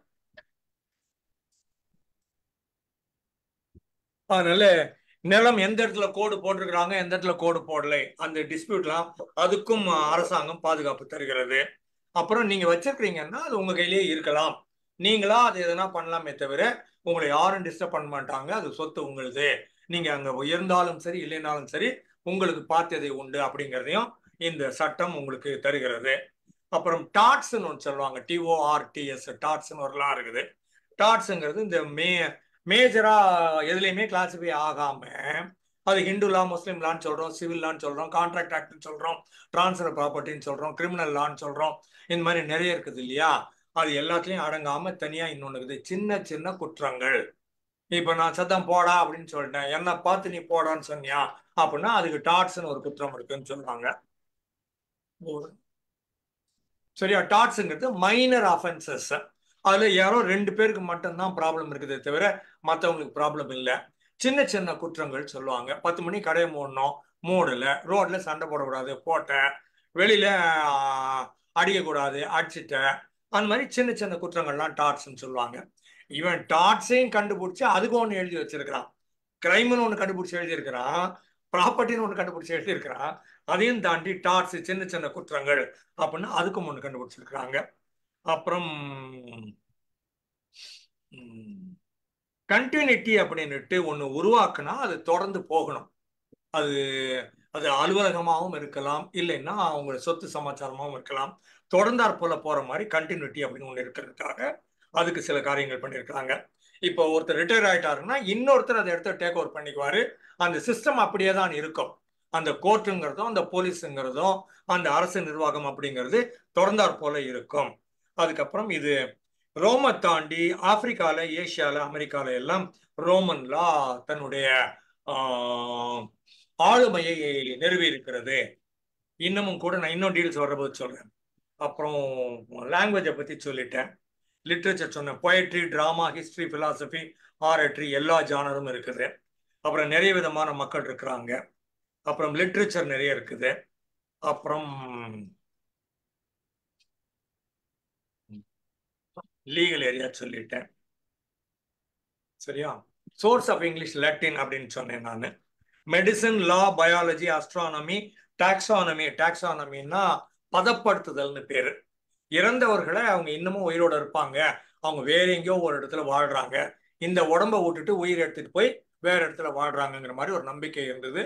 அதனால இவங்களும் டாக்ஸானமின்னு ஒன்று கத்துக்கிட்டு அந்த உடம்பை ப்ரெசர்வ் பண்ணணும். அப்படின்னா உள்ள ஃப்ளஷே இருக்கக்கூடாது, ஓப்பன் பண்ணி உள்ள இருக்கிற எல்லாத்தையும் எடுத்து வெளியில போட்டுட்டு அந்த போனும் அதுக்கு மேல ஒரு தோலும் இருக்கிற மாதிரி வச்சு அது பதப்படுத்துறது. இப்பதான் ஃபார்மாலிடிஹைடு அப்படின்னு ஒன்று போட்டு பதப்படுத்துறோம். அந்த இதை அவனுக்கு ஃபார்மாலிடிஹைடுன்னு பேர் தெரியாது, ஆனா ஏதோ ஒரு கெமிக்கல் ஒன்று வச்சு உள்ள இருக்கிறதெல்லாம் அந்த கெட்டு போகக்கூடியவை, டீகே ஆகக்கூடியவை, ஸ்மெல் வரக்கூடியவை எல்லாத்தையும் எடுத்து போட்டுட்டு அந்த போனையும் ஸ்கின்னையும் மட்டும் வச்சு ஆள் உயிரோடு இருக்கிற மாதிரி அப்படியே வச்சிருந்து அவர் என்னென்னலாம் பயன்படுத்தினாரோ அதெல்லாம் அவர் விருப்பப்பட்டு சாப்பிட்டாரோ, அவர் சம்பாதிச்சாரோ, ட்ரெஸ் வச்சிருந்தாரோ எல்லாத்தையும் பக்கத்திலேயே கூடவே வச்சு அதையும் வச்சு புதைப்பாங்க. இந்த மாதிரி பண்றது ரோம்லையும் உண்டு, ஏராளமாக கிரீக் மித்தாலஜியில உண்டு. கிரீக் இதுல உண்டு. இந்த பிரமிட்ஸ் நம்ம சொல்றது பூரா இப்படித்தான் உருவாக்கப்பட்டவை. அந்த காலத்து நம்பிக்கை, கடவுள்னு ஒருத்தர் இருக்கிறாரு, வேற ஒரு உலகம்னு ஒண்ணு இருக்குது, இந்த உடம்பை விட்டுட்டு அந்த உயிர் வேற ஒரு வடிவத்துல உயிர் வாழ போயிருக்குது, இங்க அவருக்கு வேணுங்கிறதெல்லாம் நம்ம சந்தோஷமா வச்சிருந்தோம்னா அவர் ஒரு நாள் வந்தாருன்னா எடுத்துட்டு போவாரு, அவர் போயிட்டாரு நம்ம நினைக்க கூடாது, இன்னும் இருக்கிறாரு, வந்து சாப்பிடுவாரு, வந்து காசு எடுத்துக்குவாரு, வந்து ட்ரெஸ் மாட்டிக்குவாரு அப்படிங்கிற மாதிரி நம்பிக்கை எல்லாம் அவங்ககிட்ட இருந்தது. அப்புறம் இங்கிலீஷுக்கு சோர்ஸ் இதுன்னு சொன்னேன் இல்லையா, லட்டின்னு. அதனால இப்போ கூட நம்ம பார்த்தோம்னா சயின்ஸ் அப்படிங்கிறது சயின்ஷியா அப்படிங்கிறது வந்தது, லிபர்ட்டிங்கிறது லிபர்டாஸ் அப்படிங்கிறதுல வந்தது, சர்க்கம்ஸ்டன்ஸ் அப்படிங்கிறது சர்க்கம்ஸ்டான்ஷியா அப்படிங்கிறதுல வந்தது. இந்த லீகல் டேர்ம்ஸ் எல்லாமே இதுல இருந்து தான் வந்தது. அப்புறம் பைனாமியல் நாமன் கிளேச்சர் அப்படின்னுட்டு ஜுவாலஜில இன்னமும் கூட இப்ப மனிதன ஜுவாலஜி என்ன சொல்லுதுன்னு கேட்டீங்கன்னா ஹோமோ சேப்பியன்ஸ் சேப்பியன்ஸ். அப்ப வேற ஒருத்தன் தானே அவன் ஹோமோ எர்காஸ்டருங்க, அப்போ இன்னொரு ஆளுனா ஹோமோ எரக்டஸுங்க, அப்புறம் நியாண்டர்தாலன்ஸுங்க, ஆஸ்ட்ரோலோபித்திகஸ்ன்னு சொல்றோம் இல்லையா. இந்த எல்லா பேரையுமே ஜுவாலஜி விட்டவங்க 2 பேரு, ஹோமோன்னு ஒன்று இருக்கும், அப்புறம் சேப்பியன்ஸ்னு ஒன்று இருக்கும். அந்த மாதிரி எல்லாத்துக்குமே 2 பேரு. தவளைக்கு நான் அந்த காலில் படித்தது ரானா ஹெக்ஸா டக்டைலா அப்படின்னு படித்தேன். அப்புறம் சீசல் பினேசி ஃபைலம் டெரிடோஃபைட்டா, ஃபைலம் ஆஸ்காரிஸ் அப்படிம்பாங்க. ஃபைலம்ங்கிறது ஒரு இது, அதுல இருந்து இன்னொரு பிரான்ச் ஒன்று போடுவாங்க. அந்த மாதிரி எல்லாத்துக்கும் பேர் வைக்கிற வேலையெல்லாம் லட்டின் தான் கொடுத்துச்சு. அப்புறம் ஹேபியஸ் கார்பஸ் போடு அப்படின்னு லீகல்ல சொல்லுவாங்க. அப்படின்னா யூ ஷல் ஹேவ் த பாடி அப்படின்னு அர்த்தம். அப்ப you have the right to அந்த ஆளை உயிரோட கொண்டாந்து நிறுத்துன்னு அர்த்தம். ஆளை காணும் ஆட்கொளர்வு மனு அப்படின்னு தமிழ்ல பேர் இருக்கு. அந்த ஹேபியஸ் கார்பஸ் லெட்டின்ல இருந்து வந்தது. ப்ரோபோனோன்னு சொல்றோம், ஃபார் த பப்ளிக் குட், எல்லாரும் நல்லா இருக்கணும்னுக்காக பண்றது அப்படின்னு சொல்றது. சப்பீனா போட்டு ஆளை கூட்டியா அப்படின்னா அண்டர் பெனால்ட்டி அவன் தப்பு பண்ணியிருக்கிறான், அவனை பிடிச்சி எழுத்தாந்து வை அப்படிங்கிறது. இது எல்லாமே லீகல் டேர்ம்ஸ். 3 லீகல் டேர்ம்ஸ் இந்த ஐ வாண்ட் வாய்தா மிலாடுல இருந்து ஆரம்பிச்சு அவ்வளோ லீகல் டேர்ம்ஸும் லட்டின்ல இருந்து வந்ததுதான். அப்புறம் குவிட் ப்ரோ கோ அப்படின்னு சொல்றோம், சம்திங் ஃபார் சம்திங். நான் இதை கொடுக்குறேன், நீ எனக்கு கொடு அப்படிங்கிறது குவிட் ப்ரோ கோ ஆகும். அதுவும் லட்டின் தான். அடா கமிட்டின்னு வாங்க, டைம் பீங்க்கு ஒன்று இம்மீடியட்டா பண்ணி வை அப்படின்னு சொல்றது. ஃபார் திஸ் பர்பஸ் அப்படின்னுட்டு அதுக்கு மட்டுமே. கேவியட் எம்டாரும்பாங்க, அப்படின்னா பையர் பீவேர். நான் எதை வேணா விற்பேன், வாங்குறவன் அவனுடைய மூளைய நாலேஜை இன்டெலெக்டை யூஸ் பண்ணி பார்த்துக்கணும், இது நல்லதா கெட்டதான்னுட்டு. எங்களுக்கு தெரியாது, நாங்க வித்துருவோம். பையர் பீவேர், வாங்குறவன் நீ பொறுப்பா இருந்துக்கோ, நீ ஜாக்கிரதையா இருந்துக்கோ அப்படின்னு சொல்றது. இதெல்லாம் கேவியட் எம்டாரும்பாங்க. இதே மாதிரி செட்ரிஸ் பாரிபஸ்மா, அதர் திங்ஸ் ரிமைனிங் த சேம்னு ஒரு லைன் எக்கனாமிக்ஸ்ல எல்லா சாப்டர்லையும் எழுதியிருப்பானுங்க. Other things never remain the same. அப்புறம் படிக்கிறது பூரா வேஸ்ட்னு வச்சுக்கோங்களேன். செட்ரிஸ் பாரிபஸ்ன்னு சொல்லிட்டு தங்க விலை கூடுச்சுன்னா மக்கள் வந்து வாங்க மாட்டாங்க. ஐயோ எங்க ஊர்ல தங்க விலை கூடுச்சுன்னா விலை வாங்குவாங்க. ஏன்னா அவங்க இன்னும் கூடுதுன்னு வேற நினைக்கிறாங்கல்ல. எங்க ஆளுங்க வேற மாதிரி சிந்திக்கிற ஆளுங்க. ஊர் உலகம் சிந்திக்கிற மாதிரிலாம் எக்கனாமிக்ஸ்லாம் இருக்காது. விலை கூடுச்சுன்னா மக்கள் கம்மியா இருப்பாங்க, டிமாண்ட் ஜாஸ்தி ஆச்சுன்னா விலை கூடும். அப்படிலாம் ஒன்றும் கிடையாது, நாங்க என்ன பண்ணுவோம். சரியா? அதை தாண்டி இங்க உள்ள வந்தோம்னா இல்ல. Buyer beware caveat emptor ceteris paribus. அப்புறம் வைசி வர்சான்னு சொல்றோம், இப்படின்னா அப்படி அப்படின்னா இப்படின்னு சொல்றது. இதன் காரணமாக அது, அதன் காரணமாக இது, வைசி வர்சான்னு சொல்றது. பெர்சே நான் என்ன சொல்ல வரேன்னா பை இட் செல்ஃப், அது தன்னாலே நிக்குதுப்பா, நான் ஒன்னும் சப்போர்ட் பண்ண வேண்டிய தேவையில்லை. காட் ரிமைன்ஸ் பெர்சே அப்படிமா. கடவுள் அவராகவே இருக்கிறாரு. கடவுள் நான் சப்போர்ட் பண்ணி தான், நான் டிஃபெண்ட் பண்ணி தான் கடவுள் இருக்கிறாரு சொல்ல வேண்டிய தேவையே கிடையாது. அந்த அளவுக்கு கடவுள் வீக்கெல்லாம் கிடையாது. பெர்சே கடவுள் இருக்குது, பெர்சே நாடு நல்லா தான் இருக்குது அப்படின்னு சொல்றது. எட்ஸெட்ரான்னு போடுறதும் லெட்டின்ல இருந்து வந்தது. ஈஜின்னு போடுறோம் எக்ஸாம்பிள், அதுவும் லெட்டின். ஐயின்னு போடுறோம், அதுவும் எக்ஸாம்பிளுக்காக சொல்றது. இது எல்லாமே ஆனாடோமினி முதலே சொன்னேன். இந்த மாதிரி most of the terminologies that we still use in English international, உலகம் பூரா இங்கிலீஷ் பயன்படுத்துறவங்க லட்டின்னு தெரியாம பயன்படுத்தி கொண்டுதான் இருக்கிறார்கள். அச்சா. அப்புறம் கிரீக் சிவிலைசேஷனுக்கு வந்தோம்னால் ஏன்ஷியன்ட் கிரீஸ், இது வந்து சிட்டி ஸ்டேட்டும்பாங்க. இன்னைய தேதிக்கு சிட்டி ஸ்டேட்டுன்னு 2 எக்ஸாம்பிள் ஒன்றுனா, ஒன்று பேர் துபாய், அதை சிட்டின்னு சொல்லலாம், அதை நாடுன்னு சொல்லலாம், அதை மாநிலம் சொல்லலாம், சிட்டி ஸ்டேட்டு. சிங்கப்பூர் இன்னொன்று இருக்குது. சிங்கப்பூரை பல நேரங்களில் அது ஷாப்பிங் மால்ஸ் ஆரம்பிப்பாங்க. அது ஊரே கிடையாது, 30 கிலோமீட்டருக்கு ஒரு ரவுண்டு இருக்குது, அந்த ரவுண்டுக்கு பேர் ஷாப்பிங் மால். நீங்க ஒரு 10 மாடி பில்டிங் ஷாப்பிங் மால் பேர் வச்சுக்கிறீங்க, சிங்கப்பூர்ல 30 கிலோமீட்டருக்கு ஷாப்பிங் மால் பேர் வச்சுக்கிறாங்க. ஷாப்பிங் பண்றதுக்காக மற்ற மக்கள்லாம் இருக்கிறாங்களே தவிர அவங்க எல்லாம் குடியில்லைன்னு சொல்லுவாங்க. இதே மாதிரி வேகஸ்னு ஒரு இடம் இருக்குது யூஎஸ்ல, லாஸ் வேகஸ், நெவாடால. வேகஸ்ல பாத்தீங்கன்னா 80% ஆஃப் பீப்புள் வந்து போறவங்க. அந்த வந்து போறவங்களுக்கு சப்போர்ட் பண்றதுக்காக ஒரு 20% மக்கள் இருக்கிறாங்க. சமைச்சு போடுறதுக்கும், வண்டி ஓட்டுறதுக்கும், கேப் ஓட்டுறதுக்கும், கேம்பிளிங்குமான 20% மக்கள் இருக்கிறாங்க. 80 பேர் வந்துட்டு தான் போவாங்க, 20 பேர் தான் சிட்டிசன் ஆஃப் வேகஸ். அந்த மாதிரி பாக்குற போது இதெல்லாம் சிட்டி ஸ்டேட்னு உருவாக்குனாங்க. இந்த சிட்டி ஸ்டேட்டுக்கு இதுக்கு என்ன ஒரு கவர்மெண்ட் இருக்கும், இதுக்கு ஒரு லா இருக்கும், இதுக்கு ஒரு கஸ்டம் அப்படின்னு சொல்லி அந்த பண்பாட்டு நெறிமுறை அப்படின்போம். ரூல்ஸ், ரெகுலேஷன்ஸ், எத்திக்ஸ், மாரல்ஸ் சொல்றோம் இல்லையா, அது மாதிரி ஒரு நெறிமுறை கஸ்டம் சொல்லுவாங்க. அப்புறம் முக்கியமான சிட்டி வந்து ஏத்தன்ஸ்னு ஒன்று, ஸ்பார்டான்னு ஒன்று, காரின்த்னு ஒன்று, தீப்ஸ்னு ஒன்று, சிராக்யூஸ்னு ஒன்று. இதெல்லாம் முக்கியமான சிட்டி, சிட்டி ஸ்டேட்னு சொல்லுவாங்க. அர்பன் ஏரியா, இங்க வந்து பொலிட்டிக்கல், சோசியல், கல்ச்சுரல் லைஃப் மக்களுக்கு இருந்தது.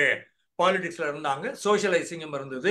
அவங்கவுங்களுக்கு தனித்தனி பண்பாடுகள்லாம் ஒட்டுமொத்தமா தனித்தனியில ஒட்டுமொத்தமான பண்பாடு வச்சிருந்தாங்க. டெமோக்ரஸின்னு ஒன்று இருந்தது, மக்கள் ஓட்டு போட்டாங்க. அசம்பிளின்னு ஒன்று இருந்தது. அவங்க கவுன்சில் ஆஃப் 500 அப்படின்னு பேர் போட்டு, இன்னைக்கு 540 ஓட்டு போட்டுக்கிட்டு இருக்கிறோம் இல்லையா, இவன் 2500 வருஷத்துக்கு முன்னாலே இவங்க 500 பேரை வச்சு நாட்டை ஆண்டு இருக்கிறாங்க. கோர்ட் எல்லாம் இருந்திருக்குது. இதே மாதிரி நீதிமன்றம் சொல்றதும் இருந்திருக்குது. இது அங்க சொன்ன மாதிரி இங்கேயும் 18 வயதுக்கு மேல ஸ்லேவ்ஸும் ஃபாரினர்ஸும் பெண்களும் ஓட்டு போட முடியாது, மற்றவங்க எல்லாம் வச்சுக்கலாம். இதுக்கு பேரு டெமோக்ரஸி அப்படின்னு சொல்லிடுறாங்க.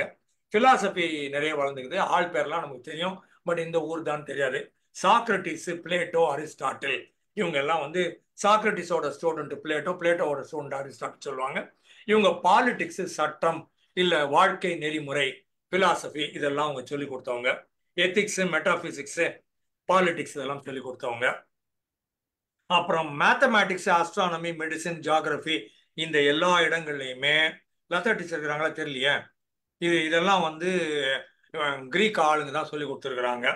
இந்த ஜாமெட்ரிங்கிறவரை கண்டுபிடிச்சவர் பேர் யூக்ளிடா, அஸ்ட்ரானமியை கண்டுபிடிச்சவர் பேர் டாலமியா, மெடிசின் கண்டுபிடிச்சவர் ஹிப்போக்ரட்டிஸா, அல்ஜிப்ரா கண்டுபிடிச்சவர் இன்னொரு ஆளும் இங்கே தான் இருக்கிறாருன்னு வச்சுக்கோங்களேன். எல்லாம் போட்டிருந்தாங்க. கணக்கு மொத்தமா எல்லா கணக்கும் இவங்க தான் கண்டுபிடிச்சு கொடுத்துக்கிறானுங்க. சரியா? அன்னைக்கே என்ன வெறுப்பேற்றது முடிவு பண்ணிக்கலான்னு வச்சுக்கிறேன். அப்புறம் art, architecture, sculpture, painting, pottery, monumental architecture. மான்யூமெண்டல்னா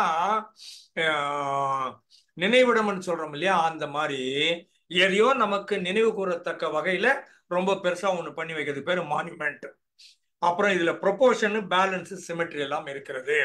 நம்ம ஊர்ல இப்ப சிற்ப சாஸ்திரம்ன்ற மாதிரி ஒன்று சொல்லிருக்கிறோம்ல, இந்த ஹைட்டுக்கு இந்த வெயிட்டுக்கு இந்த மாதிரி இருந்ததுன்னா இப்படி இருக்கும், வெயிட் தாங்கும் இது வெயின்னு, அதெல்லாம் அந்த காலத்திலே பண்ணியிருக்கிறாங்க.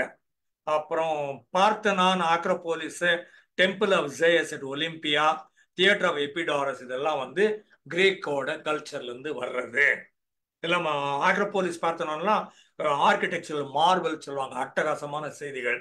நம்ம ஊர்ல பேசுற போது கரிகால் சோழன் இந்த கல்லணை கட்டினாருன்னு சொல்லுவாங்க. அந்த மாதிரி 2000 வருஷத்துக்கு முன்னாலே எப்படியோ ஒருத்தன் கட்டி வச்சுக்கிறான், 2000 வருஷமா இருக்குது. வீடெல்லாம் 40-50 வருஷம் தாங்க மாட்டேங்குதுன்னு வச்சுக்கோங்களேன். அதுக்கு நடுவே இவங்க 1000-2000 வருஷம் இருக்கிற மாதிரி பண்றதெல்லாம் வந்து architecture. Epic poetry, lyric poetry, drama, historiography, இதெல்லாம் ஹோமரு, ஹெசியாடு, சாஃபோக்கிள்ஸ். சாஃபோக்கிள்ஸ்லாம் பெரிய அறிவாளி. யூரிபைட்ஸ், ஏஸ்கிலைஸ், ஹெரோடோட்டஸ். ஹெரோடோட்டஸ் ரொம்ப பெரிய ஆளு, அவரை பத்தி ஒரு நாள் பேசுறேன். எனக்கு ரொம்ப அவர் ரொம்ப பிடித்தமான ஒரு மனிதர் அவர், ஹெரோடோட்டஸ். ஹெராக்ளீட்டஸ் இன்னொரு ஆள் இருக்கிறார், அந்த ஆளும் பெரிய ஆளு. அப்புறம் இலியட், ஆடிசி மக்கள் கேள்விப்பட்டிருப்பாங்க. இதெல்லாம் வந்து நம்ம ஊர்ல ராமாயணம், மகாபாரதம் அப்படின்னு சொல்றோம் இல்லையா, அந்த மாதிரி பார்க்குற போது மிகப்பெரிய காவியங்கள் இலியட், ஆடிசின்னுட்டு.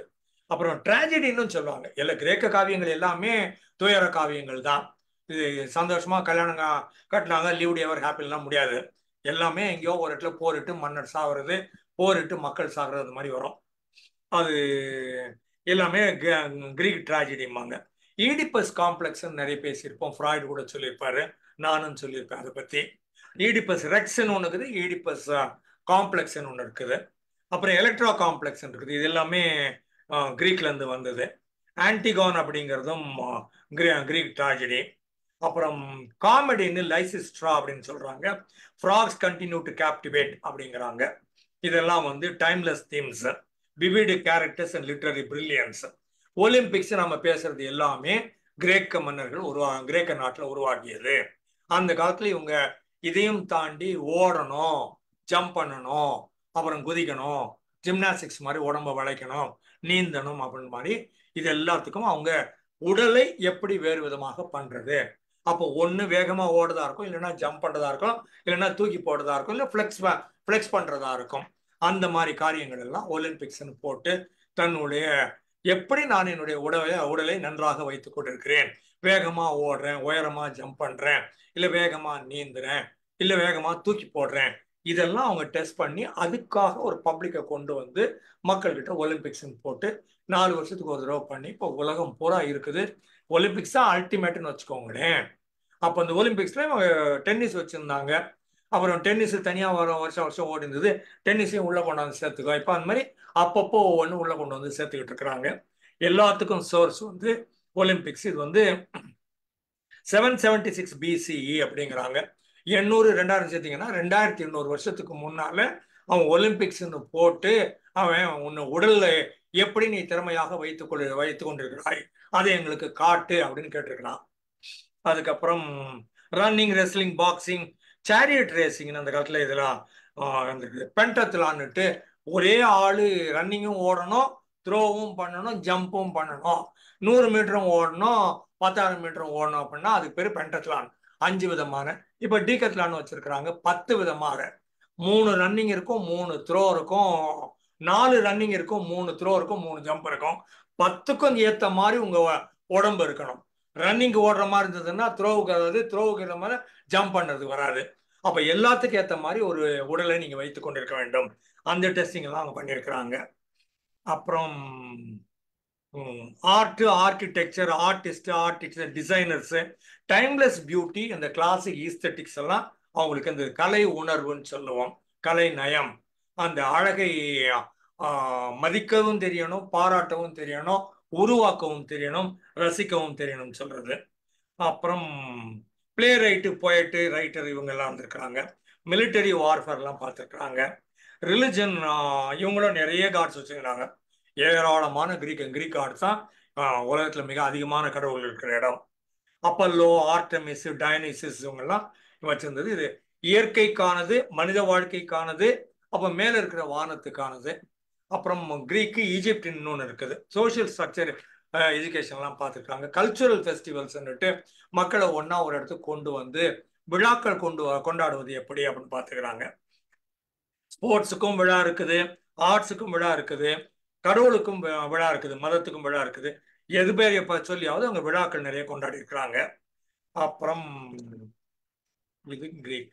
அதுக்கப்புறம் இதுவும் அந்த 8th century பிசிலேருந்து 4th century PC, அப்படின்னா 2400லேருந்து 2800 வருஷத்துக்கு முன்னால இது இருந்திருக்குது. டெமோக்ரஸி இருந்திருக்குது, பிலாசபி இருந்திருக்குது, art, architecture, literature, drama, science, மேத்ஸ்ல தான் நான் சொன்னேன். பித்தாகரஸ் அப்படின்னு ஒருத்தர் இந்த ட்ரையாங்கிளை பத்தி சொல்லுவாங்க. 3 சைடு இருக்கும், அந்த 2 சைடு இருக்கிறத போட்டு ஏதோ ஒன்று பெருக்குனா அது 3வது சைடை கண்டுபிடிக்கலாம் அப்படிங்கிற மாதிரி பித்தாகரியன் தியரம்னு ஒன்று இருக்குதுன்னு சொல்லுவாங்க.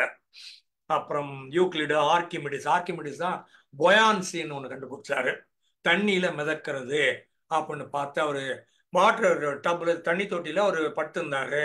அவர் திடீர்னு பார்த்தானா மிதக்கிறது தான் காரணம், என் வெயிட் காரணம் இல்லை, நான் எவ்வளவு வாட்டரை டிஸ்பிளேஸ் பண்றேன் அப்படிங்கிறது தான் காரணம் அப்படின்னு கண்டுபிடிச்ச உடனே அது ரொம்ப பெரிய ரெவல்யூஷன்.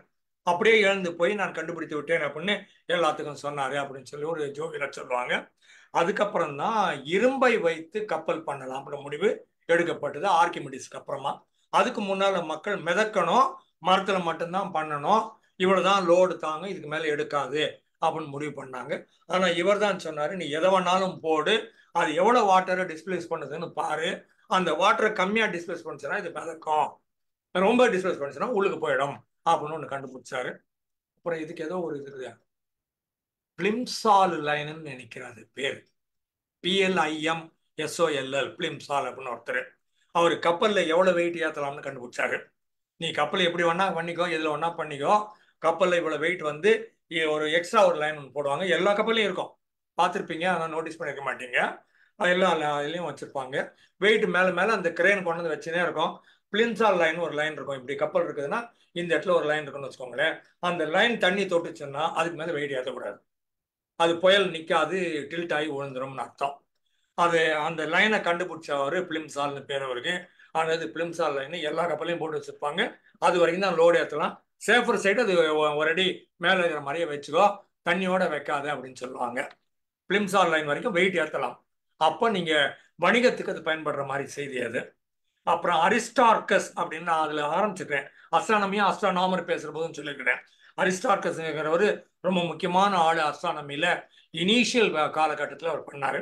அப்புறம் ஜியோசென்ட்ரிசம், ஹீலியோசென்ட்ரிசம்னுட்டு நம்ம தான் முதல்ல நடுவில் வரோம்னு சொல்லி உட்காந்துருந்தோம். நம்மளை சுத்தி சூரியன் வருது, நம்மளை சுத்தி நிலா வருது, நம்மளை சுத்தி எல்லாரும் வராங்க, நாங்க தான் பெரிய கித்தாப்பு அப்படின்னு சொல்லிட்டு இருந்தோம். ஜியோசென்ட்ரிசம்னு பேரு. அதுக்கப்புறம் ஹீலியோசென்ட்ரிசம்னு சொன்னாங்க. அதுல தான் இல்லப்பா, நம்ம சூரியனை சுத்தி வரோம் ஒண்ணு, நமக்கு முன்னால் என்ன 2 பேர் இருக்கிறாங்க, வீனஸ், மார்ஸ்ன்னுட்டு, நம்ம 3வது ஆள் தான் கியூல நிக்கிறோம், அதனால அதுதான்பா சென்டர்னு சொன்னதுக்கு பேர் ஹீலியோசென்ட்ரிசம். இதெல்லாம் இவன் அந்த காலத்துல கிரீக் ஒர்க் பண்ணியிருக்கிறாங்க. ஒலிம்பிக்ஸ் சொல்லிட்டேன். அதுக்கப்புறம் எகிப்துன்னு இன்னொரு இடம். எகிப்து வந்து இந்த ஈரான் நினைக்கிறேன், இன்னைய தேதிக்கு அது ஈரானாக இருக்கணும். நைல் நதி நாகரிகம்னு சொல்லுவாங்க. இதுல இன்னும் 2-3 பேர்லாம் இருக்குது. மெசபடோரியன் சிவிலைசேஷன் ஒரு பேர் இருக்குது, சுமேரியன் சிவிலைசேஷன் ஒன்று இருக்குது, நைல் நதி நாகரிகம்னு ஒன்று பேர் இருக்குது. அப்புறமா அது இது எல்லாமே கிட்டத்தட்ட ஒரே ஏரியா, பட் கொஞ்சம் கொஞ்சம் மாறுதல் இருக்குதுன்னு வச்சுக்கோங்களேன். அப்புறம் இதெல்லாம் கேள்வி கேட்டேன் நான். சுமேரியன் சிவிலைசேஷனும் மெசபடோரியன் சிவிலைசேஷனும் நைல் நதி நாகரிகமும் இந்த கிரீக் சிவிலைசேஷன் எல்லாம் ஒண்ணுதானா அப்படின்னு, ஈஜிப்தியன் சிவிலைசேஷன் எல்லாம் ஒண்ணுதானா? ஒண்ணு, ஆனா கொஞ்சம் வேற அப்படின்னாங்க. வரும் ஆனா வராதுன்ற மாதிரி. அதுக்கு டீட்டெயில்ஸ் அப்புறமா தர்றேன். இது நைல் நதி நாகரிகம் சொல்லுவாங்க. இதை 3100 பிசிங்கிறாங்க. அப்படின்னா இந்த பக்கம் 2000 சேர்த்தா 5000 வருஷத்துக்கு ஒர்க் அவுட் ஆகுது. 3100 பிசில இருந்து 300 பிசி வரைக்கும் ஈஜிப்சியன் சிவிலைசேஷன் இருந்திருக்கிறது. பரோவா அப்படின்னு சொல்றவங்க வந்து டிவைன் கிங்ஸ், மனித வடிவத்தில் இருக்கிறாங்களா, ஆனா இவங்க எல்லாம் கடவுளாம். அங்கேயும் கொஞ்சம் புருடா விட்டுக்கிறான்னு வச்சுக்கோங்களேன். நான் தான் ஐயா அத்தாரிட்டி அப்படின்னுட்டு அவனுக்கு பரோவான்னு பேரு. PHARAOHS, PHA RAO Rao, HS பரோவாசன் பேர் இதுக்கு. who were believed to be earthly manifestations of gods, கடவுளுடைய மனித வடிவங்கள் இவங்க. இந்த கமலஹாசன் கொஞ்சம் சொன்னார் பாருங்க, நான் தான் கடவுள்ன்றான் பாரு, அவனை மட்டும் நம்பாது. அந்த ரேஞ்ச் இவனுங்க. அன்னைக்கே இவனுக்கு 3000 வருஷம் முன்னாலே ஏமாத்திக்கிறாங்க.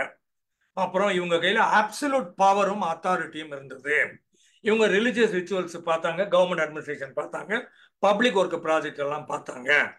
இதுல டைனாஸ்டின்னு சொல்லி என் பரம்பரை தான் இருக்கலாம், மற்ற பரம்பரை வரக்கூடாது, ராஜா ராஜா புள்ள அப்படின்ற மாதிரி. நம்ம ஊர்லயும் அதானே வச்சுக்கிறானுங்க. ராஜாவோட மூத்த புள்ள ஆம்பளை புள்ள, பொம்பளை நாங்க ஆட்டத்துல சேர்க்கறதுல வச்சுக்கலாம். அது முதல்ல பிறந்தாலும் சேர்க்க மாட்டோம். வரிசையா 4 பொண்ணு பிறந்தா 5வது பையன் பிறந்தான்னா 5வது பையனை தான் ராஜா ஆக்குமே தவிர 4 கேர்ள்ஸை நாங்க ஆட்டத்துல சேர்க்க மாட்டோம். அது அந்த காலத்துல இருந்து வருது ஆடுவல் ஆட்டம். பிரமிட்ஸ் எல்லாம் கட்டியிருக்கிறானுங்க, மானுமெண்டல் ஆர்கிடெக்சர், டெம்பிள், டூம்னுட்டு. இதுவும் டூம் தான் வச்சுக்கோங்களேன். இது பிரமிடுன்னு சொல்றதும் உள்ள வச்சிருக்கிறது தான். தாஜ்மஹால் நீங்க போய் பார்க்கறதும் ஒரு சமாதி தான். இது ஜோவிலா சொல்றது, டெல்லிக்கு போயிட்டு அந்த டூர் கூட்டியும் போறது, 1 டே டூரிசம் அப்படின்னுட்டு காலில இருந்து ராத்திரி வரைக்கும் கூட்டு போய் பஸ்ல எல்லா இடம் காமிப்பாங்க. வரிசையா காமிக்கிறது அவ்வளோ என்னடா, எல்லாம் சமாதி தான். ஹுமாயூன் சமாதி, அக்பர் சமாதி, இப்ராஹிம் லோடி சமாதி, என்ன ஷாஜகான் சமாதின்னு ஒன்று விடாம வரிசையா சமாதி காமிச்சுக்கிறான். ஆனா நம்மளால அதுக்கு பேர் என்னன்னா கல்ச்சுரல் ஃபெஸ்டிவல். நீங்க போய் பார்க்க போறீங்க, கண்காட்சி, ஒரு மணி நேரம் கிடையாது, காமிக்கிறது அவ்வளோ சமாதி. அப்புறம் monuments, old kingdom period, pyramid of Giza, டூம்ஸ்ன்னு சொல்றது, ஆபலிஸ்க்னு சொல்றாங்க. 7 ஒண்டர்ஸ் ஆஃப் தி ஏன்ஷியன்ட் வேர்ல்ட்ல பிரமிட் இருக்குது. அதுல ஈஜிப்சியன் இன்ஜெனிவிட்டி அதுல இருந்து தெரிய வருகிறது. என்ஜினியரிங் ப்ராசஸ் எவ்வளவு பெருசு கிடையாது. இந்த கோணல், நீங்க பிரமிட பக்கத்துல அப்படி போய் பாத்தீங்கன்னா பாறை வேற வேற ஷேப்ல இருக்கும். தூரத்துல இருந்து பாத்தீங்கன்னா கரெக்டா அப்படி லைன் போட்ட மாதிரி இருக்கும். பக்கத்துல போய் பாத்தீங்கன்னா கொஞ்சம் மாறி மாறி மாதிரி தான் இருக்கும். அது எப்படி இவனுங்க இவ்வளோத்தையும் அழகா அந்த சிமெட்ரி வர மாதிரி பண்ணா தெரிய மாட்டேங்குது. ரொம்ப அழகா பண்ணிருக்காங்க. ஹைரோகிளைபிக் ரைட்டிங்னுட்டு முதல்ல எழுத ஆரம்பிச்சாங்க. இறகு வச்சோ மை வச்சோ துணிலையோ சித்திர லிபின்னு சொல்லுவாங்க இல்லையா, படம் மாதிரி எழுத தொடங்கினார்கள். அதெல்லாம் வந்து இங்க ஈஜிப்ட்ல தான் உருவாச்சு. ஹைரோகிளைபிக் இன்ஸ்கிரிப்ஷன்ஸ் அடவுண்ட் டெம்பிள் வால்ஸ், டூம்ஸ், மான்யூமெண்ட்ஸ், இந்த முக்கியமான இடங்கள்னா இவங்க வரைஞ்சிருக்கிறாங்க. இதுல நாங்க ஹிப்னாசிஸ் பத்தி சொல்ற போது இந்த குகை கோயில்கள்ல ஈஸ்கோலாபியஸ்ன்னு சொல்லுவாங்க, அங்கெல்லாம் ஹிப்னடைஸ் பண்ற மாதிரி படங்கள்லாம் இருக்கிறது. இதெல்லாம் அந்த குகைகளை ஓவியம் மாதிரி வரைஞ்சிருக்கிறாங்க. இதெல்லாம் முதல்ல வரைகிறது தான் ஆரம்பிச்சது. அதுக்கப்புறம் தான் அது ஒலி, அப்புறம் அந்த படங்கள், அதுக்கப்புறம் எழுத்து, அதுக்கப்புறம் சொல்லு, அதுக்கப்புறம் சென்டென்ஸ், அதுக்கப்புறம் பாரா, அதுக்கப்புறம் பேஜ், கட்டுரை, அதுக்கப்புறம் தான் காவியம் எல்லாம். ஆனா ஒரிஜினலா வந்ததுன்னா மக்கள் படம் தான் வரைஞ்சாங்க, சவுண்டு தான் கொடுத்தாங்க. அந்த சவுண்டுக்கு அப்புறமா எழுத்தா மாறுச்சு. முதல் இதுதான் இருக்கும். கேரிகேச்சர்னு சொல்லுவாங்க இதை. அதாவது கார்ட்டூன் மாதிரி வரைகிறோம் இல்லையா, அந்த மாதிரி தான் முதல்ல அவன் சௌரியத்துக்கு வரைஞ்சி காமிச்சிட்டு இருந்தது. இதெல்லாம் இங்கதான் ஆரம்பிக்கப்பட்டது. Pictorial symbols, hieroglyphs representing objects, sounds, ideas. இந்த மாதிரி என்னுடைய எண்ணங்களை நான் இந்த மாதிரி படிவடிவத்துல காமிச்சு, இந்த பட வடிவத்துல காமிச்சு மக்களை புரிய வைக்கிறதெல்லாம் இவங்க தான் ஒரிஜினலா பண்ணது. முதல்ல சொன்ன மாதிரி மம்மிஃபிகேஷன் சொன்னேன் இல்லையா, அதெல்லாம் இவங்க ஈஜிப்ட்ல நிறைய பண்ணியிருக்கிறாங்க. கல்ச்சர் நல்லா இருந்திருக்குது. அப்புறம் பரியல் கிரவுண்டு, கிரேவ் குட்ஸ், இதெல்லாம் நிறைய கூடவே வச்சிருக்கிறாங்க. Successful transmission from this world to another world, அது எதுன்னு தெரியாது. ஆனா இங்கிருந்து அவர் ரொம்ப வெற்றிகரமாக அவர் வேற ஒரு போறதுக்கு நம்ம ரயில்வே டிக்கெட் வாங்கி கொடுக்குற மாதிரி நாங்க எல்லாம் பண்ணி வைக்கிறோம் அப்படின்னு சொல்றாங்க. அப்புறம் சிம்பாலிக் சமாச்சாரம், பெயிண்டிங், ஜுவல்லரி, பாட்ரி இதெல்லாம் ஈஜிப்ட்ல ரொம்ப அதிகமாக இருந்திருக்கிறது. அப்புறம் cultural intellectual achievements left an indelible mark on human history. எகிப்தை பத்தி படிக்கிறதும் அதை வியந்து பார்க்கறதும் அவங்களுடைய ஆர்ட், சயின்ஸ், ரிலிஜன், சிவிலைசேஷன் கத்துக்கிறதும் இன்னைய தேதிக்கும் நமக்கு பல்வேறு வகையில் உதவி கொண்டுதான் இருக்கின்றது, பயன்படுத்தி கொண்டுதான் இருக்கிறோம். இன்னும் கொஞ்சம் அவேர்னஸோடு இதெல்லாம் தெரிஞ்சு வச்சுக்கிட்டா இன்னமும் நல்லா இருக்கும் அப்படிங்கிறது செய்தி. ஆக 3 சிவிலைசேஷன், ரோமன் சிவிலைசேஷன் ஒன்று, கிரீக் சிவிலைசேஷன் ஒன்று, இஜிப்சியன் சிவிலைசேஷன் ஒன்று, ஒரு ட்ரையாங்கிள் எக்ஸாக்ட் டிஸ்டன்ஸ் எல்லாம் மிஞ்சி போனால் ஒரு 500 கிலோமீட்டர் ட்ரையாங்கிள்குள்ள இந்த 3 வந்துடும் நினைக்கிறேன். அது ஒன்று ஆப்பிரிக்காவுக்கு மேலே இருக்குது, ஒன்று ஈரான் இந்த கல்ஃப் ஏரியா லெஃப்ட் டாப்ல இருக்குது, இது ஆப்பிரிக்கா ரைட் டாப்ல இருக்குது, இது ஆப்பிரிக்காவுக்கு லெஃப்ட் டாப்ல கொஞ்சம் மேலே, இது யூரோப்போட சேர்ந்து வரும், இது ஆப்பிரிக்காவில் வராம ரோம் வரும். இதுல பல நேரங்களில் நம்ம கத்துக்க வேண்டியது மக்களுடைய பண்பாடு ஒன்று, ஆர்கிடெக்சர் இன்னொன்று, ரிலிஜன் இன்னொன்று, அப்புறம் சட்டம் ஒழுங்கு அப்படின்னு ஒன்று. இது எல்லாமே இந்த 2000 3000 வருஷத்துக்கு முன்னால இந்த 3 இழையில வச்சிருந்துருக்கிறாங்க. இதை காப்பி பண்ணி தான் இப்ப பலரும் நாம பண்ணிட்டு இருக்கிறோம்.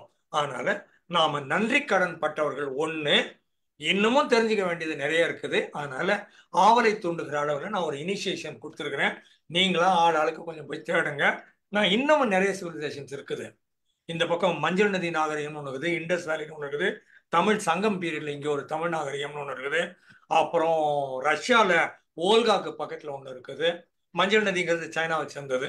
இந்த மாதிரி பல நதி நாகரிகங்கள் இன்னமும் இருக்குது. அதெல்லாம் அடுத்த நாளில் நான் கவர் பண்றேன். நன்றி, நிறைவு செய்கிறேன். ஒரு கிளாப் பண்ணலாம்.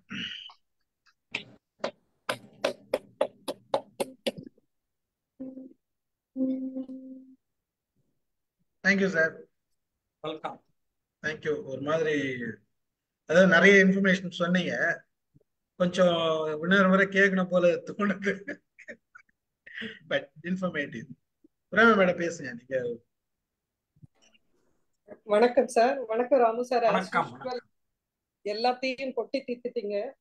அந்த 3 நாகரிகங்களுக்கு முன்னாலேயே நம்ம நாகரிகம் அப்படின்றது வந்து நம்ம ஆட்களுடைய ஒரு இதுவா இருக்கு. இப்ப சிந்துவெளி நாகரிகம் அவர் ஸ்டீஃபன் சார் சொன்ன மாதிரி அவர் பாலகிருஷ்ணன் எல்லாம் படிக்கும்போது தமிழர்கள் எந்த அளவுக்கு வந்து பரவி இருந்தாங்க, எவ்வளவு நாகரிகமாக இருந்தாங்க, எவ்வளவு கலைத்துறையிலையும் மற்ற துறையிலையும் முன்னேறி இருந்தாங்க அப்படின்றத வந்து நிறைய ஆராய்ச்சி பண்ணி சொல்லியிருக்காங்க. இப்ப கீழடி நாகரிகம் இதெல்லாம் வந்து நம்மளும் தெரிஞ்சுக்கிறோம். எனக்கு ஒரு செய்தி, நம்ம மெக்கா மதீனா போறவங்க யாராவது நம்ம இஸ்லாமிய சகோதரர்கள் இதுல இருந்தா கூட இருப்பாங்க. அவங்க சொல்றது ஒரு சித்தரே அங்க சமாதி ஆனது, அந்த சமாதிக்கும் அவங்க வந்து விசிட் பண்றாங்க அப்படின்றத சொல்லுவாங்க. அங்க இருக்கு அப்படின்றத, மெக்கால வந்து இருக்கு அப்படின்றத சொல்லுவாங்க. ஒரு ஒரு முஸ்லிம் ஃப்ரெண்டு, என்னோட ஃப்ரெண்டே தான் அதை சொன்னாங்க, எப்படி இருக்கு அப்படின்னா. அந்த காலத்துல அதையெல்லாம் தாண்டிதான் வந்து நாகரிகங்கள், கலாச்சாரங்கள், நீங்க சொன்ன மாதிரி ஆர்கிடெக்சர் எல்லாமே வளர்ந்துருக்கு. ரொம்ப அழகா ட்ரையாங்கிள வந்து சொல்லி ஒவ்வொருத்தருக்கும் இருக்கிற அந்த கல்ச்சர்ல இருக்கிற இதையும் வந்து சொன்னீங்க. அதே மாதிரி பெண்கள் சார்ந்துதான் வந்து முதல்ல உலகம் வந்து இயங்குச்சு. நீங்க சொன்ன மாதிரி டம்மி எல்லாம் வந்து பண்ணல. முதல் அக்ரிகல்ச்சரை தொடங்கினதே பெண்கள் தான்.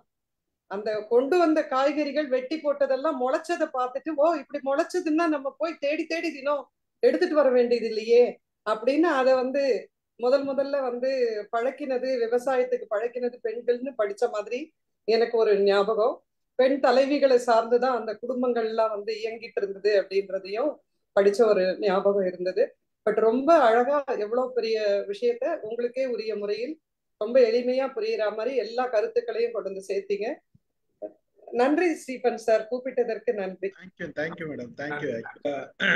நீங்க சொன்னது எனக்கு அந்த டவுட் இருந்தது. தமிழ் நாகரிகத்துல வந்து நம்மளோட சிவிலைசேஷன் வந்து இப்ப தொல்காப்பியம்னு எடுத்துக்கணும்னா, தொல்காப்பியம் வந்து ரொம்ப ஒரு 10,000 வருஷம் அப்படின்ற மாதிரி ஒரு வரலாறு இருக்குது. அந்த வரலாறு அப்ப தொல்காப்பியம் எழுதுறதுக்கே நம்ம இவ்வளவு வரலாறு எடுத்துக்கிட்டோம் அப்படின்னா நம்மளோட கல்ச்சர் வந்து எப்படி முன்னேறி இருக்கும் அப்படின்றது பல கேள்விகள் இருக்குது. அதுக்கெல்லாம் விடை காண்றதுக்கு தான் ஒரு பண்பாட்டின் பயணம் அப்படின்ற விஷயத்த இவர் வந்து சிந்துவெளி நாகரிகத்துக்கும் நம்ம காவேரி கீழடி இதுக்கெல்லாம் கனெக்ட் பண்ணி புத்தகம் எழுதியிருக்காரு நம்ம ஆர் பாலகிருஷ்ணன். அதை ஒரு நாள் படிக்கணும், இல்லைன்னா அவர் ஒரு நாள் கூப்பிடணும்ன்ற நானுமே அதை ஒட்டி வச்சு அது என்னவோ அதை வந்து படிக்கிறதுக்கு அது நிறைய விஷயங்கள் நமக்கு அதுல வந்து ரொம்ப டீட்டெயிலா போக வேண்டியிருக்கு. புத்தகம் இருந்தாலும் அதை முழுமையா எனக்கு படிக்க முடியல. படிச்சா நானே கூட பிரசன்ட் பண்ணிடுவேன் அந்த புத்தகத்தை. இல்ல, நான் நமக்கு அவரே வேண்டிய கூப்பிடுறதுக்கு ஒரு நாள் பிளான் பண்ணி இருக்கிறேன். அது நல்லதுங்க சார், நல்லது. பட் நமக்கு இருக்கிற இந்த நாகரீக வளர்ச்சியை வந்து அந்த டாக்குமெண்டேஷன், இப்ப நம்ம மூழ்கி இருக்க பூம்புகார் இப்படி எல்லாம் எடுக்கும்போது கடல் வணிகம் எப்படி வந்து சிறந்து இருந்தது. ஒரு ராஜராஜ சோழனோட பையன் ராஜேந்திர சோழனுக்கு பொறுப்பே கொடுக்கல. அவருக்கு அந்த அரசு அந்த என்ன சொல்றது, இளவரசன் என்ற அந்தஸ்திலேயே அவர் எல்லா நாடுகளுக்கும் அந்த கடல் மூலம் போயிட்டு எந்த அளவுக்கு வந்து நிலங்களை வந்து ராஜ்யமாக்கினாரு, எப்படி கொண்டு வந்தார் அங்கிருந்து, எத்தனை யானைகள், எத்தனை போர் வீரர்கள், எத்தனை சாப்பாடோட அந்த கடல்ல வந்து பயணிச்சிருக்க வேண்டும் அப்படின்றதெல்லாம் படிக்கும்போது ரொம்ப அமேசிங்கா இருக்கு. நம்ம தமிழருடைய நாகரிகமும் தமிழருடைய வளர்ச்சியும் அந்த அளவுக்கு இருக்கு. ஆனா அந்த டாக்குமெண்டேஷன் நீங்க சொன்ன மாதிரி தொல்காப்பியர் வரலாறு இத்தனை 1000 வருஷத்துக்கு முன்னாலது அப்படின்றது இருந்தாலும் அதை அதனுடைய இதை கொண்டு வந்தவங்க, அதுக்கு வந்து பொருள் சொன்னவங்க, சில டீவியேஷன்ஸ் எல்லாம் இருக்கு, அவங்களுடைய விருப்பத்துக்கு ஏத்த மாதிரி சிலதெல்லாம் சொல்லிட்டாங்க வச்சுட்டாங்கன்ற ஒரு கருத்துக்களும் இருக்கு. பட் நமக்கு வந்து இன்னைக்கு இருக்கிற ஒரு கல்லணைன்னு எடுத்து ஒரு ராஜா கட்டினது எந்த டெக்னிக்கல் நாலேஜ் அப்போ வந்து இருந்திருக்கும். இன்னைக்கு வரைக்கும் நம்ம சிவில் இன்ஜினியர்ஸ் கட்டுற எத்தனையோ பில்டிங், எத்தனையோ இது கொலாப்ஸ் ஆயிருக்கு, இன்னைக்கு வரைக்கும் அழியாம எப்படி இருக்கு. ஒரு சொன்ன மாதிரி ராஜராஜ சோழன் கட்டினது இன்டர்லாக்கிங், ஒரு பேஸ்ட் கிடையாது, ஒன்றும் கிடையாது, இன்டர்லாக்கிங் ஆஃப் ஸ்டோன்ஸ். அவர் ராமநாதன் சார் சொன்ன மாதிரி அந்த மேல இருக்கிற கல்லை நகர்த்திட்டு போடுற இடத்துக்கு வந்து ஒரு பேர் இருக்கு அப்படின்னு சொன்னா அந்த இடத்துல இருந்து சாய்தளம் போட்டு அந்த கல்லை வந்து நகர்த்தி அந்த மேல இருக்கிற அந்த டூம் வந்து வச்சிருக்காங்க அப்படின்றதெல்லாம் டெக்னிக்கல் நோவும் நம்ம பீப்புளுக்கு அவ்வளவு இருந்திருக்கு அப்படின்றதுக்கு இதெல்லாம் இன்னைக்கும் சான்றாக இருக்குது. எந்த ஊர்ல எந்த நாட்டுல இவ்வளவு கலைப்பொருள் இருக்கு, இதை நம்ம ப்ராப்பரா மார்க்கெட்டிங் பண்ணல, ப்ராப்பரா வந்து கொண்டு போய் உலகத்துக்கு சேர்க்கல அப்படின்றதுதான் வந்து என்னுடைய கருத்து. காஞ்சிபுரத்துல மட்டும் 160 கோயில் இருக்கு சார். அதுல வந்து எத்தனை கோவில் வந்து நமக்கு அந்த என்ன சொல்றது, அந்த பாடல் பெற்ற ஸ்தலம் அப்படின்னு சொல்றது, இதுல சைவர்கள் சொல்றதும் 108 வைணவ தலத்துல 18 தலங்கள் பக்கத்துல இருக்குன்றதும், இப்படி எல்லாம் வந்து அதுல எத்தனையோ அவர் சொன்ன மாதிரி அடுத்து போர் வர்றவங்க அழிச்சது போனதெல்லாம் போக கூட அதை பத்திலாம் நமக்கு தெரியல. நமக்கு அதுக்கான சரியான மார்க்கெட்டிங் வந்து டெக்னாலஜி வந்து இல்லை. ஒரு தாஜ்மஹாலை இங்கே பாரு அங்கே பாருன்னு காமிக்கிற மாதிரி ஒரு கைலாசநாதர் டெம்பிளையோ ஆர்கியாலஜிக்கல் சர்வே ஆஃப் இந்தியாவுடைய கண்ட்ரோல்ல இருக்கு, நல்லா இருக்கு, இப்படிதான் நம்ம பேசிக்கிறோமே ஒழிய அது என்ன மாதிரி பண்ணி இருக்கு இப்படி எல்லாம் இன்னும் நம்முடைய ஜெனரேஷனுக்கு கொண்டு போய் சேர்க்கலன்ற ஒரு வருத்தமும் சின்ன வருத்தமும் இருக்கு. ஆனா இது இன்டர்நேஷனல் லெவல்ல ஒரு உலக வரலாறு அப்படின்றது வேர்ல்டு எப்படி நினைக்குதுன்றத அழகா கொண்டு வந்து சேர்த்திருக்காரு. நன்றி சார். இதே மாதிரி இண்டஸ் வேலி சிவிலைசேஷன் பேர் என்ன? Indus valley civilisation land of the ancient Dravidians. Indus வேலிங்கிறது டிராவிடியனோட இதுன்னுட்டு என்னுடைய ஆசிரியர் வைதேகி ஹெர்பர்ட் இங்கிலீஷ்ல புக் எழுதியிருக்கிறாங்க. இது ஒரு நாள் படிக்கிறேன். சரியா? இது வருத்தத்தக்க செய்தி. இந்தியாவில் இன்னொன்னு, ஒரு பிரதம மந்திரி பிரதமராகி ரிட்டையர் ஆகிறாரு. சரியா? அவரு இந்த ஏன்ஷியன்ட் ஏரியான்னு சொல்லுவோம் இல்லையா, டெல்லிக்குள்ளேயே அந்த காலத்து மன்னர்கள் ஆண்ட இடம் இருக்குது. அதுக்குள்ள இந்த பிரதம மந்திரி முன்னாள் பிரதம மந்திரி ஏரியா வளைச்சு போட்டு கான்கிரீட்ல வீடு கட்டி இருந்தாரு. சுப்ரீம் கோர்ட்ல கேஸை போட்டு அந்த ஆளை வெளியே அனுப்புறதுக்கு 2 வருஷம் ஆச்சு. அதனால நம்ம ஊர்ல மானியமெண்ட்டுக்கு இப்படிதான் மரியாதை கொடுக்கணும். உள்ள இருந்தது யாரு? பிரதம மந்திரி. ஆக்சுவலா மேடம் சொன்ன மாதிரி காஞ்சிபுரத்துல நிறைய கோயில்கள் வந்து ஒரு பாழடைஞ்சு இருக்கு. ஆக்சுவலா அந்த கோயில்கள் சுத்தியும் கோட்டைகள் இருக்கு. இந்த கோட்டைகளை பல இடங்கள்ல நான் பார்த்திருக்கிறேன். அந்த கோட்டைகள் இருக்கு, அந்த கோட்டைகள் அழிஞ்சு போய் இருக்குன்றது நல்லா தெரியும். இந்த ஆர்காலஜிக்கல் சர்வே ஆஃப் இந்தியா அதை போய் எடுத்து நோண்டி பார்த்தாங்கன்னா நிறைய செய்திகள் கிடைக்க வாய்ப்புகள் இருக்குது. அது பண்ணலன்றது தான் வருத்தம். ஆக்சுவலா பண்றாங்க, இனிதான் பண்ணுவாங்கன்றது இதுதான். அது டிபெண்ட்ஸ் அந்த ரூலர்ஸ் தான். எல்ஐசி பக்கத்துல ஒரு பில்டிங் ஒன்று இருக்குது, ஓல்டு பில்டிங். ஒரு கம்பெனி, இன்சூரன்ஸ் கம்பெனி வச்சிருந்தது. அது எல்ஐசி டேக் ஓவர் பண்ணது. அது கொஞ்சம் இடிஞ்சு விழுந்துச்சு. அப்புறம் ஆர்கியாலஜி சொசைட்டி வந்து இது ரொம்ப பழசு, நீ வச்சு கூடாது அப்படின்னு எல்ஐசிக்கு வந்து பிடுங்கி அது வச்சிருக்குது இப்ப கையில. அந்த இடம் அப்படியே இருக்குது. எப்படி பாதுகாக்கிறான்னு தெரியாது, but taken over by ASI.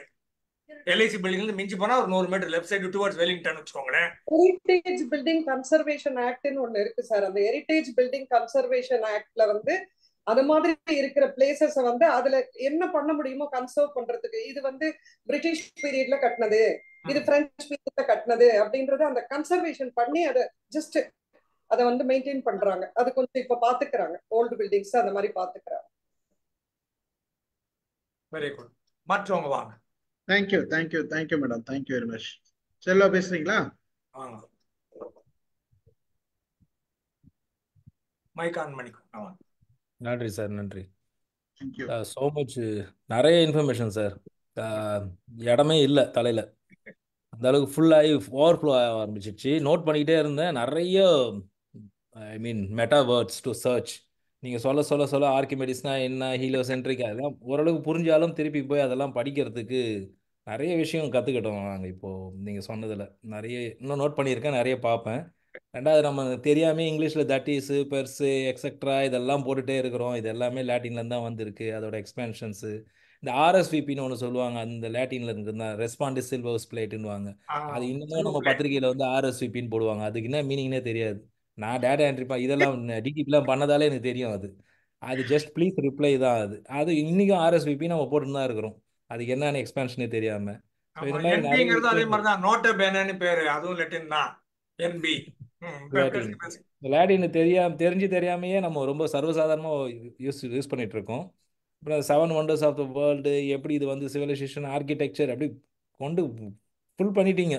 எதை எடுக்கிறது எதை விடுறதுனே தெரியல. இப்போ நிறைய நோட் பண்ணி வச்சுட்டு பார்த்துட்டே இருக்கிறேன் நான். இப்போ உட்காந்து ஈஜிப்சியன் சர்ஜரி, மெடிசின் அதெல்லாம் உட்காந்து படிச்சுட்டு இருக்கேன் நான். அது வேறு, அது ஒரு பக்கம் போயிட்டு இருக்குது. ரொம்ப நன்றி சார், நிறைய தகவல்கள், ரொம்ப ரொம்ப சந்தோஷம். Thank you sir. தேங்க்ஸ். டாக் அதாங்க, உங்களை தேட வைக்கிறது தாங்க. Thank you thank you Selva. Sivakumar sir பேசுறீங்களா? இருக்கு சார். ரொம்ப மகிழ்ச்சி சார். ரொம்ப எல்லாரும் சொன்ன மாதிரி ஓவர்ஃப்ளோ வித் இன்ஃபர்மேஷன். ஒரு பீரியடுக்கு அப்புறம் டயர்ட் ஆயிடுச்சு, நோட் பண்றதை விட்டுட்டேன். அந்த அளவுக்கு இன்ஃபர்மேஷன் ஃப்ளோயிங் அப்படியே பண்ண எப்படிதான் ஆச்சரியமா இருக்கு. உங்க நாலேஜ் தான். எனக்கு இந்த உலகம் வரலாறு ஒரு ஆச்சரியம்னா, உங்களுடைய நாலேஜ் எனக்கு பெரிய ஒரு ஆச்சரியம். ரோம நாகரிகம், கிரேக்க நாகரிகம், இஜிப்திய நாகரிகம் எல்லாம் படிச்சுமே தவிர இவ்வளவு அருமையா சொல்றப்ப இருந்தா அப்படின்னு நினைவுகள் வருது. அதனால சூப்பர் சொல்றத தவிர வேற வார்த்தைகளே இல்லை, ஒரு கேள்வியே இல்லை. இந்த இன்ஃபர்மேஷன்லாம் எனக்கு எங்கேயாவது என் பிள்ளைகளுக்கு சொல்வதற்கு உபயோகமா இருக்கும். அந்த அளவுக்கு எனக்கு பயன்பாடு. நன்றி சார், வாழ்த்துக்கள். Super. Thank you thank you sir, thank you very much. பத்மாவோட பேசுங்க. Ramu sir, vanakkam. Thank you for taking us through this wonderful journey. மெஸ்மரைசிங்கா இருந்தது, ரொம்ப என்ஜாய் பண்ணேன். எனக்குமே இந்த கிரீக், இஜிப்சியன் சிவிலைசேஷன்லாம் கொஞ்சம் இன்ட்ரெஸ்ட் இருக்கு. So I really enjoy this show, talk show.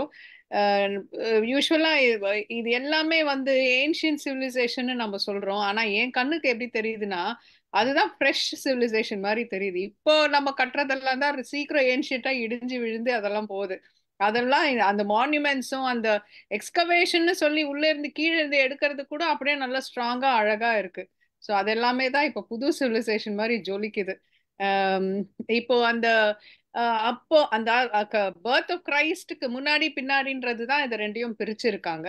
ஆனா பிரிச்சதுக்கு அப்புறமும் இன்னமும் அந்த சிவிலைசேஷன், அந்த மக்களுடைய அந்த லைஃப் ஸ்டைல் பேட்டர்ன் வந்து சயின்டிபிக் டெவலப்மெண்ட் சொல்றோம், ஆனா அப்பவுமே நிறைய டெவலப்மெண்ட்ஸ் இருந்திருக்கு. பெருசா என்ன மாறுதல் இன்னைக்குமே வந்து கேப்சர் பண்றாங்க, வார் இருக்கு, எல்லாமும் இருக்கு. ஸோ எந்த அளவுல நம்ம பெருசா மாறுபட்டு வந்திருக்கோம் அப்படின்றது ஒரு கொஸ்டின் உங்ககிட்ட சார். அப்புறம் இன்னொரு தகவல், இந்த ஒரு கண்ட்ரி இன்னொரு கண்ட்ரி கான்கர் பண்றது, அங்க போய் இவங்களுடைய சிவிலைஸ் மக்கள் எல்லாம் பழகிக்கிறது, பிசினஸ் பண்றது, இதெல்லாமே நடந்துட்டு இருந்தது. நம்ம ஊர்ல வந்து பாவை விளக்குன்னு ஒண்ணு இருக்கு சார். ஒரு லேடி விளக்கு வச்சுட்டு நிற்போம். அது actually it is from Greece, யவன நாடுன்னு சொல்லுவாங்க. அந்த ஊர்ல இருந்து அந்த விளக்கு எடுத்துட்டு வந்து நம்ம ஊர் இங்க இருக்கிற மன்னருக்கு அது ஒரு கிஃப்டா கொடுத்தாங்களா. ஸோ அந்த பாவை விளக்கு கிரீஸ்ல இருந்து நமக்கு வந்தது. இதுல ஸ்பெஷாலிட்டி என்னன்னா இன்னைக்கு நிறைய கோயில்கள்ல அந்த பாவை விளக்கு இருக்கு. ஸோ எல்லாமே நம்ம நாட்டோட ஏன்ஷியன்ட் இதுன்னு பார்த்தீங்கன்னா எல்லாமே ஒரு மிக்சர் தான். எல்லா நாட்டுல இருந்து வந்த பொருட்கள், லாங்குவேஜ், ஃபுட்டு எல்லாம் கலந்த ஒரு கலவையா தான் நாம இன்னைக்கு இருந்திருக்கோம். ஸோ இந்த ஒரு கொஸ்டின் மட்டும் ஆன்சர் பண்ணுங்க சார். எந்த அளவுக்கு எந்த விதத்துல நம்ம அப்போதைக்கு இப்போ அதிக அளவுல மாறுபட்டிருக்கோம்னு நினைச்சீங்கன்னா அது எது? உணர்வுகள் அப்படின்னு சொல்ற போது ஒரு மாறுதலும் கிடையாது. It's all the same. அன்னைக்கும் ஆசைப்பட்டோம், அன்னைக்கும் கோவப்பட்டோம், அன்னைக்கும் பொறாமப்பட்டோம், அன்னைக்கும் வெறுத்து போச்சு. அந்த உணர்வுகள்ல ஒரு மாறுதலும் கிடையாது. எது உங்களுக்கு வெறுப்பேற்றுது, எது உங்களை மகிழ்விக்குது அப்படிங்கிற மட்டும்தான் மாறி இருக்கிறது தவிர உணர்வுகள் அப்படியே தான் இருக்குது. இந்த நாட்டு முதல்ல ஆசை மண்ணாசைமா, அது ஆண் சார்ந்த சமுதாயம்னால அடுத்த ஆசை பெண் ஆசை. அப்புறம் பொண்ணு வந்தாலேங்கிறதுக்காக அவளை நல்லா வச்சுக்கணுமேனு பொன்னாசை. முதல்ல இவன் நாடு தான் பிடிச்சான். அந்த நாடு பிடிக்கிறப்ப அங்க கூட இருக்கிற எல்லா பெண்களையும் எடுத்துக்குவாங்க. அது உலகளாவிய செய்தி. அது நாடு பிடிக்கிற போது இது லவ் அண்ட் வார்ல என்ன வேணா பண்ணலாம் அப்படின்னு அடிப்படை நம்ம எல்லாத்துக்குமான exception. In love and war everything is fair அப்படின்னு ஒரு பேர் வச்சிருக்கிறோம். அப்போ இவன் பெண்களை எடுத்துக்குவாங்க. இது பழங்கால இது இன்னொரு விதமா சொல்லணும்னா ஸ்டாக்ஹோம் சிண்ட்ரோம்னு ஒன்று இருக்குது. ஸ்டாக்ஹோம் சிண்ட்ரோம்னா நான் யார்கிட்ட சண்டை போட்டு அடி வாங்குவேன். அடி வாங்கினதுக்கு அப்புறமா என்னை எவன் அடிச்சானோ அவன் நான் தலைவனா ஏத்துக்குவேன். இங்க ஒரு 10 பேர் 10 பெண்களோட 10 ஆண்கள் இருக்கிறாங்க. இன்னொரு குரூப் வந்தது, இவங்களை அடிச்சு 10 பேர் ஆண்களை கொண்டுடுச்சுன்னா இந்த 10 பெண்களும் இந்த 10 ஆண்களோட சேர்ந்து இருந்துருவாங்க. நம்மால் செத்து போயிட்டான், நம்மளை யாராவது காப்பாற்றணும், நமக்கு ஆண் துணை வேணும், அப்ப சேர்ந்துரு. They will fall in love with the conqueror. They will fall in love with the guy who beats you. Stockholm சிண்ட்ரோம்னு பேர் இதுக்கு. அந்த மாதிரி வர்ற போது மக்கள் வந்து கான்கோர் பண்ணிட்டு அங்க இருக்கிற பெண்களை எடுத்துக்கிட்டா அந்த பெண்கள் இந்த ராஜாவோட இருந்துருவாங்க. இங்க முகல் ரூல் ஒரு நாள் பேசுறேன். எல்லா முகலாய மன்னர்களும் இந்து பெண்களை சராமாரியா கல்யாணம் பண்ணிக்கிறாங்க. ஆளுக்கு 10, ஒண்ணு கூட பாக்கியே கிடையாது. அக்பர், பாபர், ஹுமாயூன் ஆரம்பிச்சு அவுரங்கசீப் வரைக்கும் அவ்வளவு முகலாய மன்னர்களும் இந்து பெண்களை திருமணம் பண்ணி இந்து பெண்கள் இந்த மன்னர்களோட நல்லா தான் இருந்திருக்கிறாங்க அரண்மனையில. அந்த முஸ்லிம்கள் அந்த மாதிரி பாக்குற போது மக்கள் வந்து ஐக்கியம் ஆயிடுவாங்க. இப்போ கோயம்புத்தூருக்கு போனீங்கன்னா கேரளா பீப்புள் நிறைய இருப்பாங்க. திருவாண்டம் போனீங்கன்னா தமிழ் பீப்புள் நிறைய இருப்பாங்க. ஏன்னா அது பார்டர் ஏரியா கிராஸ் பண்ணி இவன் அங்க போவான், அவன் இங்க வருவான். அப்போ இயல்பாவே வந்துடும். அப்ப எல்லா இடங்கள்லயுமே மக்கள் இவங்க கான்கோர் பண்ணதுக்கு அப்புறமா அந்த ஊர்ல இருந்து கல்யாணம் பண்ணி இங்க கொண்டாந்துருவான், இவன் போய் அங்க கல்யாணம் பண்ணிக்குவான். Net result. அதனாலதான் இவங்க ஃபாரினர்ஸ் சொல்றாங்க. இங்க அந்த ஃபாரினர் இங்க வந்து தங்குறாங்க, கூட்டியாந்து இவங்க ஊர்ல வச்சுக்கிறாங்க. இவங்க அங்க அவங்கள ரெக்ரூட் பண்ணி நீ பாதி ஆள் வின் பண்ணிட்டேன் நானு உன் நாட்டை, பாதி ஆள் என் சோல்ஜரு, பாதி ஆள் உன் சோல்ஜரு, சேர்ந்துதான் நிர்வாகம் பண்ண முடியுமே தவிர முழுக்கவே என் ஆளை வச்சு பண்ண முடியாது. அந்த கல்ச்சர் தெரியணும், அவங்க கூட பேசணும், பழகணும், அவனுக்கு சொல்லணும். அதனால அங்க பாதி போர் வீரர், இவன் பாதி போர் வீரர் மிக்ஸ் ஆயிடும். கல்யாணம் பண்றப்ப அங்க ஆளை கூட்டி வந்துருவாங்க. ஸோ அந்த மாதிரி வர்ற ஏரியால மக்கள் வந்து இன்னமும் அதை பண்ணிட்டு தான் இருக்கிறாங்க. எல்லா நாட்டிலையும் நடந்துட்டு தான் இருக்குது. எனக்கு தெரிந்து நான் பிரெஞ்சு படிக்கிற போது என்கிட்ட ஒரு வியட்நாம் பெண் என் கூட படிச்சான், அலைன் பிரான்சிஸ்ல நுங்கம்பாக்கத்துல. அவன் ஹஸ்பண்ட் வந்து அமெரிக்கன். போர் நடக்கிற போது இந்த அமெரிக்கன் அந்த வியட்நாம் பெண்ணை பார்த்து, எது அமெரிக்கா வியட்நாம் மேல போரு, இவரு அது அட்மினிஸ்ட்ரேட்டிவ் ஒர்க்காக வந்திருக்கிறாரு, இவரை லவ் பண்ணி கல்யாணம் பண்ணி உங்களோட சேர்ந்து குடும்பம் நடத்துறாங்க. ஆக்சுவலா சண்டை நடந்தது. நான் அது ஆச்சரியமாவே கேட்டேன். அவர் அமெரிக்கன், நீங்க வியட்நாம்ன்றீங்க, எப்போ திருமணம்? நான் வந்து போர் நடக்கிறப்பதான் அப்படின்னா அந்த பொண்ணு. இது நடக்கும், இந்த மாதிரி செய்திகள் நடக்கும். டிஃபரன்ஸ் வந்து மக்கள் எல்லா இடத்துலயும் ஒரே மாதிரி தாங்கிறாங்க. ஆசைப்படுறதும் ஏமாத்துறதும் மகிழ்ச்சியாக வாழ்வதும் 4 பேருக்கு உதவுறதும். ரயில்வே பிளாட்ஃபார்ம்ல ஒருத்தர் இருக்கிறான், ஒரு குழந்தை அப்படி ட்ராக்ல ஓடுது, அங்க ட்ரெயின் வருது, யாரு என்ன தெரியாது, இந்த அம்மா கீழே குச்சான், குழந்தை தூக்கி மேல போட்டான், இவன் ஏறினா 1 செகண்ட் தாண்டிச்சுன்னா செத்து போயிட்டான். இவன் என்னென்னவோ கனவுகளோடு தான் காலேஜுக்கு போறான், படிக்கிறான், ஆபீஸ் போறான், எல்லாம் பண்ணினுக்கிறான். யார் குழந்தைன்னு தெரியாது. குழந்தை விழுந்துச்சு, ஐயா ட்ரெயின் வருதுப்பா நான் கம்முன்னு இருக்கிறேன்பா அப்படின்னா வீட்டுல போய் அதுக்கப்புறம் நிம்மதியா தூங்க முடியாது. You got to jump and you got to pick up the baby at the cost of your life. Fraction of a second. பண்ணிடுறாங்க எல்லாரும் பண்ணோம். அது வந்து ஒரு உலக இயற்கை. பட் போட்டி பொறாமை இருக்கத்தான் செய்யும். எனக்கு எக்ஸ்ட்ரா வேணுங்கிறது இருக்கதான் செய்யும். சம்பாதிக்காத காசை எடுக்கணும் அப்படிங்கிற ஆசை ஒரு பேருக்கு இருக்கத்தான் செய்யும். அதை தாண்டி நம்ம பண்பாடுன்னு சொல்லி கொடுக்குறோம். மற்றவங்கள வலிக்க பண்ணாதே, சம்பாதிக்காத எடுக்காதே, நிம்மதியா தூங்கலாம் அப்படின்னு சொல்லி கொடுக்குறோம். அது இன்னும் சொல்லி கொடுத்தான் வேணும், நிறுத்தவும் முடியாது. மக்கள் மாறிட்டா இருப்பாங்க. ஓகே, சோ பேசிக் இன்ஸ்டிங்ஸ் எல்லாம் இருக்கு, கொஞ்சம் ரிஃபைன் ஆயிருக்கும்னு சொல்ல வரீங்க. Thank you sir. மெடிசன் கண்டுபிடிச்சாலே உலகம் பூரா கொடுக்கணுங்கிற எண்ணத்தோடு தான் அவன் தேடுறான். ஒரு ஆராய்ச்சி பண்றப்பவே எனக்கு மட்டும் இது என் ப்ராப்பர்ட்டி, இந்த சேலத்துல ஒரு டாக்டர் ஒருத்தருக்கிறாரு, இந்த கேரளால சில மருமக்கள் இருக்கிறாங்க, யாருக்கும் சொல்லிவிட மாட்டோம், எங்க ஃபேமிலி 5 பரம்பரையாக நாங்களே ஹோட்டல் போடுவோம், நாங்களே சொல்லிக் கொடுப்போம், நாங்களே தூக்கி போனோம். சயின்ஸ் முதல் தூக்கி கொடுத்தோம். சூரியனை பார்த்தாலும் சரி, நட்சத்திரத்தை பார்த்தாலும் சரி, நிலவை பார்த்தாலும் சரி, புதுசா எதனா ஓமோமான்னு வந்ததுன்னா அதை பார்த்தாலும் சரி, இந்தான்னு கொடுத்துரும். சயின்ஸ் கொடுக்கும். அந்த சயின்டிபிக் இதோட வேணும்னு தேடணும், கொடுக்கணும்னு நினைக்கணும். அந்த மனம் வந்தா உலகம் நல்லா இருக்கும்.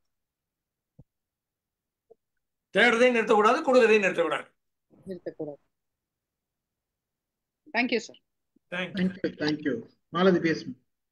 வணக்கம் சார். எனக்கு ரொம்ப பிடிச்ச சப்ஜெக்ட் சார். ரொம்ப அருமையா இருந்ததுங்க சார். எல்லாரும் சொன்ன மாதிரி ஓவர்ஃப்ளோ தான் ஆயிடுச்சு இன்னைக்கு. ஆனா நான் ஒரே ஒரு சின்ன தகவல் மட்டும் சொல்லணும்னு நினைச்சேன். அந்த ரோமாபுரி பாண்டியன் வந்து கலைஞர் டிவில வந்து சீரியலாவே எடுத்தாரு, ஒரு 500 எபிசோடுக்கு மேல.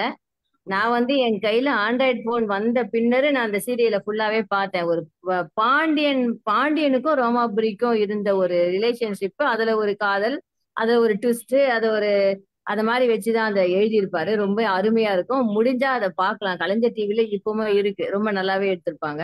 அந்த முத்துக்காக, அந்த கொற்கை, அந்த பூம்புகாரம் கொற்கைக்கு வந்து அந்த முத்துக்காக அவங்க வந்தாங்க ரோம்ல இருந்து அப்படின்றதுதான் வந்து அவர் சொல்லியிருப்பாரு.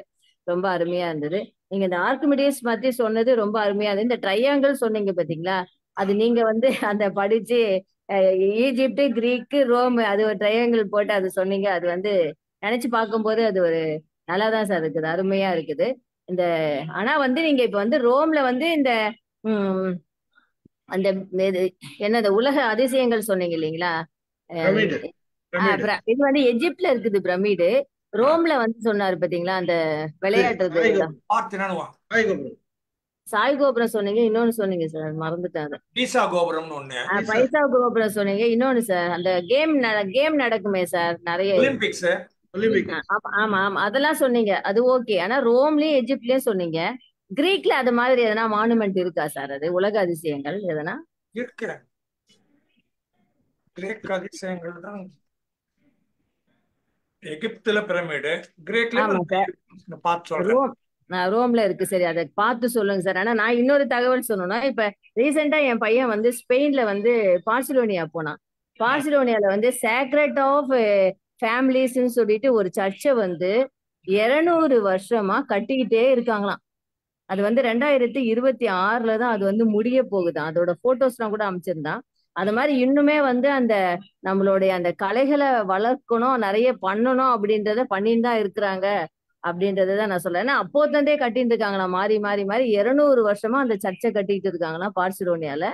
அது வந்து சொன்னா, அதுதான் அந்த தகவல் தான் நான் சொல்லணும்னு நினைச்சேன். ரொம்ப அருமையா இருந்துச்சு சார். அடுத்தது வந்து நம்ம நைல் நதி, மஞ்சள் நதி, அதான் நைல் நதி, மஞ்சள் நதி நாகரிகம், நம்மளோட தமிழர் நாகரிகம்லாம் வராதா சார்? அதெல்லாம் கற்காலத்துல போயிடுதா சார்? இந்த குடியன் கேவ்ஸ் எல்லாம் கற்காலத்துல போயிடுமா? ஓகே ஓகேங்க சார், ஓகேங்க சார். அவளோட எதிர்பார்க்க சொல்றேன் நான் தமிழ்ல என்ன சொல்றேன். சரிங்க சரிங்க சார். ஏன்ஷியன்ட் கிரீக்ல பாபிலோன் வருது, ஏதென்ஸ் வருது. சாக்ரட்டிஸ் எனதருமை ஏதென்ஸ் மக்களே அப்படின்னு தானே பேசுவார் அவரு. ஆக்ரோபோலிஸ்ங்கிறது ஒரு முக்கியமான இடம். சரிங்க சரிங்க சார், ஓகே சார், ரொம்ப நன்றிங்க சார். உன்னையே நீ அறிவாய்னு ஆரம்பிச்சு சாக்ரட்டிஸ் தான். ஆமா, philosophy. Okay sir, okay sir, நன்றிங்க சார், நன்றிங்க. நன்றி. வேலம்மாள் மேடம் பேசுறீங்களா? வேலம்மாள் மேடம். வணக்கம் சார். வணக்கம்.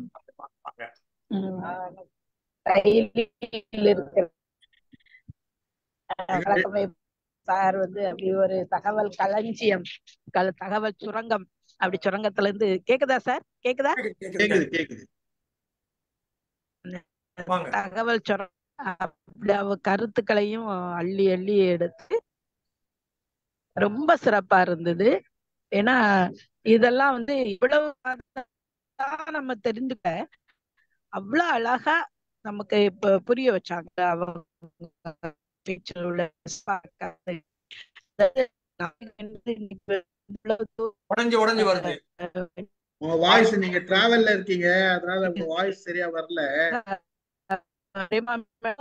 சொன்னாங்க இன்னைக்குதான் நம்ம சிவிலைசேஷன் ஆன மாதிரி தெரியுது. இல்ல, நம்முடைய முன்னோர்கள் எவ்வளவு சிவிலைஸ்டா இருந்தாங்க அப்படிங்கிறதுக்கு தான் நீங்க சொன்ன அத்தனை எடுத்துக்காட்டுகளும் உதாரணம் நம்ம எடுத்துக்கலாம். ஏன்னா அன்னைக்கு நான் அந்த ஓவியங்களை பற்றி சொல்லும் போதே சொன்னேன். அதாவது இப்ப அந்த நம்ம பழங்காலத்துல வந்து குடுக்கல் வாங்கல் தான் எல்லாமே. அது ஒற்றுமை இருந்திருக்கு, நம்முடைய மனநிலையில் ஒரு ஒற்றுமை இருந்திருக்குது. அதே மாதிரிதான் எல்லா வகையிலையும் கட்டட கலையாகட்டும், எந்த கலையாகட்டும், ஒரு ஒற்றுமை வந்து உலகம் முழுவதுமே நமக்கு இருந்திருக்குதுங்கிறது உங்க பேச்சுல இருந்து நம்ம கண்டுபிடிச்சிட்டோம். அது மாதிரி நீங்க பெண்களுக்கு உரிமை பற்றி சொன்னீங்க. உண்மையிலே அது பிற நாடுகள் நமக்கு தந்ததுன்னு சொல்றதை விட நம்ம நாடுதான் அதுக்கு கூட முன்னோடியா இருந்திருக்குன்னு சொல்லலாம். ஏன்னா இந்தியாவுல முழுக்க பார்க்கும்போது மற்ற இடங்கள்ல இல்லாம இருந்தாலும் கேரளாவில் வந்து உங்களுக்கு சொத்துக்கள் வந்து பெண்களுக்கு தான் கொடுத்திருக்காங்க. அந்த மருமக்கள் வழி மாமியும் உங்களுக்கு தெரிஞ்சு கேள்வி.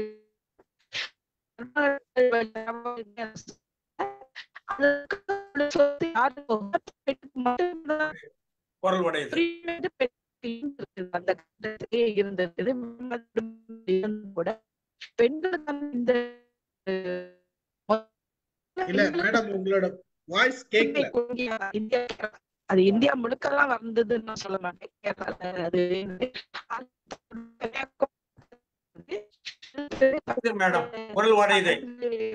அவங்க நம்ம பேசுறது அவங்க கேட்கலாம். அந்த மாறுதல் ஏற்பட்டுதான் அந்த மருமக்கள் வழி மான்மியம் அந்த மாறுச்சு, சொத்துக்களே மாறுச்சு. இப்ப இது மாதிரி சிவலாயில அந்த காலத்துல இந்தியர்கள் நிறைய இருந்திருக்காங்க. நீங்க என்ன அந்த எல்லாருமே அந்த குடும்பங்கள் எல்லாமே வளர்த்திருக்கு. அதெல்லாம் ஒரு சில பால் அவர்கள் ரொம்ப ஆராய்ச்சி செஞ்சிருக்காங்க. இதெல்லாம் நல்லா நம்ம ரொம்ப அழகா பேசுனீங்க. நன்றி. சாருக்கும் என்னுடைய நன்றியை சொல்லிக்கிறேன். நன்றி. Thank you madam. Thank you madam. Thank you. Amudha madam பேசுறீங்களா? Amudha madam, Kalyani madam.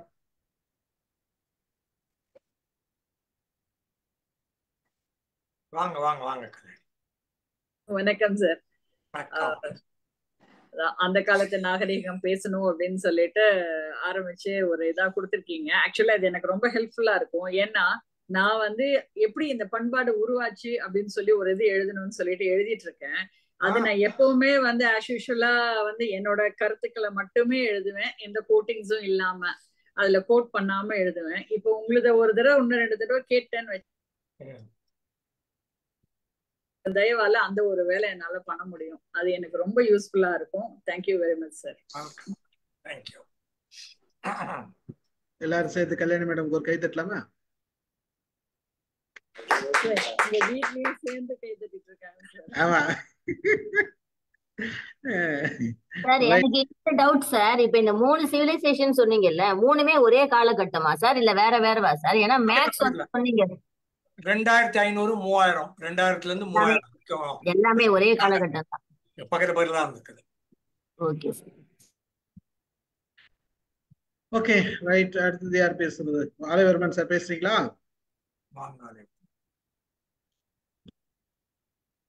ஐயா வணக்கம். வணக்கம் ஐயா, கேக்குதா ஐயா? அருமையான இந்த தளத்துல ஒரு அட்டென்ஷன் இல்லாம ஒரு சிரிப்போட ஒரு தளம் தான் இங்கதான் இருக்குது. எல்லாருக்கும் கை தட்டுறதும் சிரிப்பதும் இந்த உணர்ச்சி பூர்வமான விஷயங்களை பதிவு செய்கிறார்கள். இதுல எனக்கு ஆரம்ப வயதுல இருந்து தேடல் வந்து இன்னும் அது இன்னும் நிறைவு பெறல. இந்த தளத்துல ஐயாவால எனக்கு 200 புத்தகங்களுக்கு மேலான தகவல்கள் படிச்சதை போல எவ்வளவு நாள் ஆகும், எவ்வளவு காலம் ஆகும், எவ்வளவு செலவு பண்ணணும், அருமையா தொகுத்து அவ்வளவு அருமையா கொடுக்கிறார் ஐயா அவர்கள். ரோமானிய பேரரசிலிருந்து மனித பரிமாண வளர்ச்சியின் பயணம் எப்படி இருக்கிறது எனக்கு தேடல். அதுல காப்பா அரவாணன் எழுதிய புத்தகம் எனக்கு படித்த புத்தகத்துல என்னை புரட்டி எடுத்த புத்தகம். அது அதிகமாக அது என்னை கவர்ந்த புத்தகம். அதை தாண்டி ஐயா கூறியதை பார்த்தால் 100 புத்தகத்திற்கு மேலான தகவலை எப்படி இந்த யூடியூப்பே ஒரு 10 முறை கேட்டால்தான் நான் இந்த வேகத்தை நான் பிடித்து பயணிக்க முடியும் என்று நம்புகிறேன். காரணம் என்றால் அவ்வளவு வேகத்துல என்னால கிரகிக்க முடியவில்லை. அதனால ஒரு 10 முறையாவது மேல்னா வரலாறு, ஒரு மனித வாழ்வியலின் வரலாறு, கலாச்சார வரலாறு, அறிவியல் வரலாறு, இத்தகைய வரலாறு எல்லாம் நான் ஒரு கோணத்தில் மட்டும் பார்த்தால் உடனே ஐயா அவர்கள் கணிதத்துக்கு செல்கிறார், அறிவியல் வாழ்வியலுக்கு செல்கிறார், விஞ்ஞான ஆற்றல் அனைத்தும் சேரும்போது நான் ஒரே பாதையில் நின்று விடுகிறேன். மிக மிக ஆற்றல் வாழ்ந்த கருத்துக்கள் ஐயா. நான் ஒரு 10 முறையாவது இதை கேட்டு கேட்டு மீண்டும் அதை பழகி அதில் இருக்கும் கருத்துக்களை உள்வாங்க வேண்டும். இந்த தளத்தில் இருக்கின்ற அத்தனை நகைசால் சான்றோர்களும் வணங்குகிறேன். எனக்கு பிடித்த கருத்து மனித பரிமாண வளர்ச்சியின் பயணம் எப்படி என்று என் தேடல் இருக்கிறது ஐயா. நன்றி, வணக்கம். நன்றி நன்றி நன்றி. காப்பா அரவாணன் சொன்னீங்க. நான் பச்சைப்பஸ்ல 1970-75 படிக்கிற போது அவரு தமிழ் பேராசிரியர், பச்சையப்பன் கல்லூரி. அவரை எனக்கு தெரியும். நேரம் அவர் கிளாஸ் அட்டன் பண்ணல, ஆனா அவருக்கு தெரியும். அப்புறம் அவர் ஆப்பிரிக்கால போய் எங்க போய் இருந்தாரு. ஆப்பிரிக்கால ஏதோ ஒரு நாட்டுல யூனிவர்சிட்டியில தமிழ் சொல்லி கொடுத்துட்டு இருந்தார். அப்புறம் திரும்ப இங்க வந்தாரு. சிவகனி பேசுறீங்களா? சிவகனி வாங்க. சார் வணக்கம் சார். Sir excellent session. ரொம்ப நிறைய இன்ஃபர்மேஷன் கொடுத்துருக்கீங்க எல்லாரும் சொன்ன மாதிரி. அதாவது நம்ம நோட்ஸ் எல்லாம் எடுக்கக்கூடாது, சாரோட செஷன் திரும்ப திரும்ப கேட்டுட்டே இருக்கணும், அப்பதான் புரியும்னு நினைக்கிறேன். ஏன்னா அவ்வளோ ஒரு இன்ஃபர்மேஷன்ஸ் கொடுத்துருக்கீங்க மேடம் சொன்ன மாதிரி. நல்லா இருந்துச்சு சார், நிறைய information. Thank you so much sir. Thank you. Chakrapani sir பேசுறீங்களா?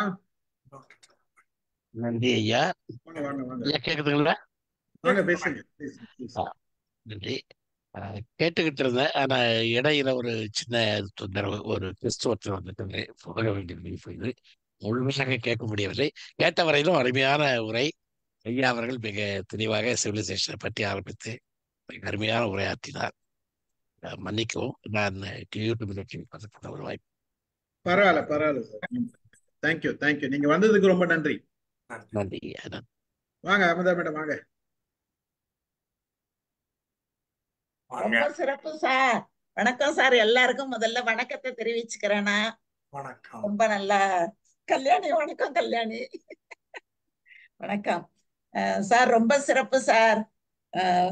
இப்ப நம்ம இந்த நாகரீகம், பண்பாடு அதையெல்லாம் நம்ம தெரிஞ்சுக்கும் போது நம்மளோட வளர்ச்சி, மானுட வளர்ச்சி எப்படி இருந்தது, எதுல அவங்க ஃபோக்கஸ் பண்ணாங்க, இந்த பழைய கால மொழிகள் அப்படின்னு ஒரு 6 மொழிகள் சொல்றதுல 6 மொழிகள்லயும் மிக பழமையானது தமிழ் மொழி அப்படின்னு சொல்லும் போது இந்த கிரேக்க நாகரிகம், கிரேக்க பண்பாட்டுக்கெல்லாம் முற்பட்டதாக இருக்க வேண்டும் தமிழ் பண்பாடு. அப்படி இருக்கிறதுனால, ஏனென்றால் மொழிகளிலே பழமையானது எதுவோ அதனுடைய பண்பாடுதான் பழமையான பண்பாடாக இருக்க முடியும், இருக்கக்கூடும். அதை எடுத்து நாம நம்ம இந்த பண்பாடுகளோடு நம்ம இணைத்து பார்க்கும்போது நாம எந்த அளவுக்கு அந்த பண்படுதல் அப்படிங்கிறது தானே பண்பாடு என்ற ஒரு சொல்லாக மாறுகிறது. அப்படிதான் சொல்றாங்க. கல்ச்சர் அப்படின்னாலும் அந்த பொருளை தரக்கூடியதாக இருக்கிறது அப்படின்னு வரும்போது நாம எப்படி பண்படுத்தப்பட்டவர்களாக இருக்கிறோம் அப்படிங்கிறது நம்ம தமிழ் சமுதாயத்துலதான் நமக்கு ரொம்ப நல்லா தெரிய வருது. அந்த நாகரிகத்தையும் அதையும் நாம இதோட கொஞ்சம் இணைத்து பார்க்கும்போது இன்னும் சிறப்பா நம்மளால உணர்ந்து கொள்ள முடியும். ஆனா நீங்க ரொம்ப அழகா கொடுத்தீங்க. எல்லா பகுதிகளையும் நீங்க தொட்டு கொடுத்தீங்க. அதை எல்லா பகுதிகளையும் தொடர்றதை விட ஒவ்வொரு பகுதியாக மட்டுமே எடுத்துக்கிட்டு நீங்க அலசி ஆராய்ந்து கொடுக்கும்போது அதை பற்றி கொள்வதற்கு மிக எளிதாக இருக்கும். ஏனென்றால் நம்ம 4 பகுதிகளிலையும் நம்முடைய கவனத்தை செலுத்தும் போது எதை பற்றுவது, எதை விட்டு விடுவது அப்படிங்கிறது புரியாமல் போகும் அப்படின்னு நான் கருதுகிறேன். அதனால தமிழ் பண்பாடு என்பதுதான் பண்பாடுகளிலே எல்லாம் மிக பழமையானது.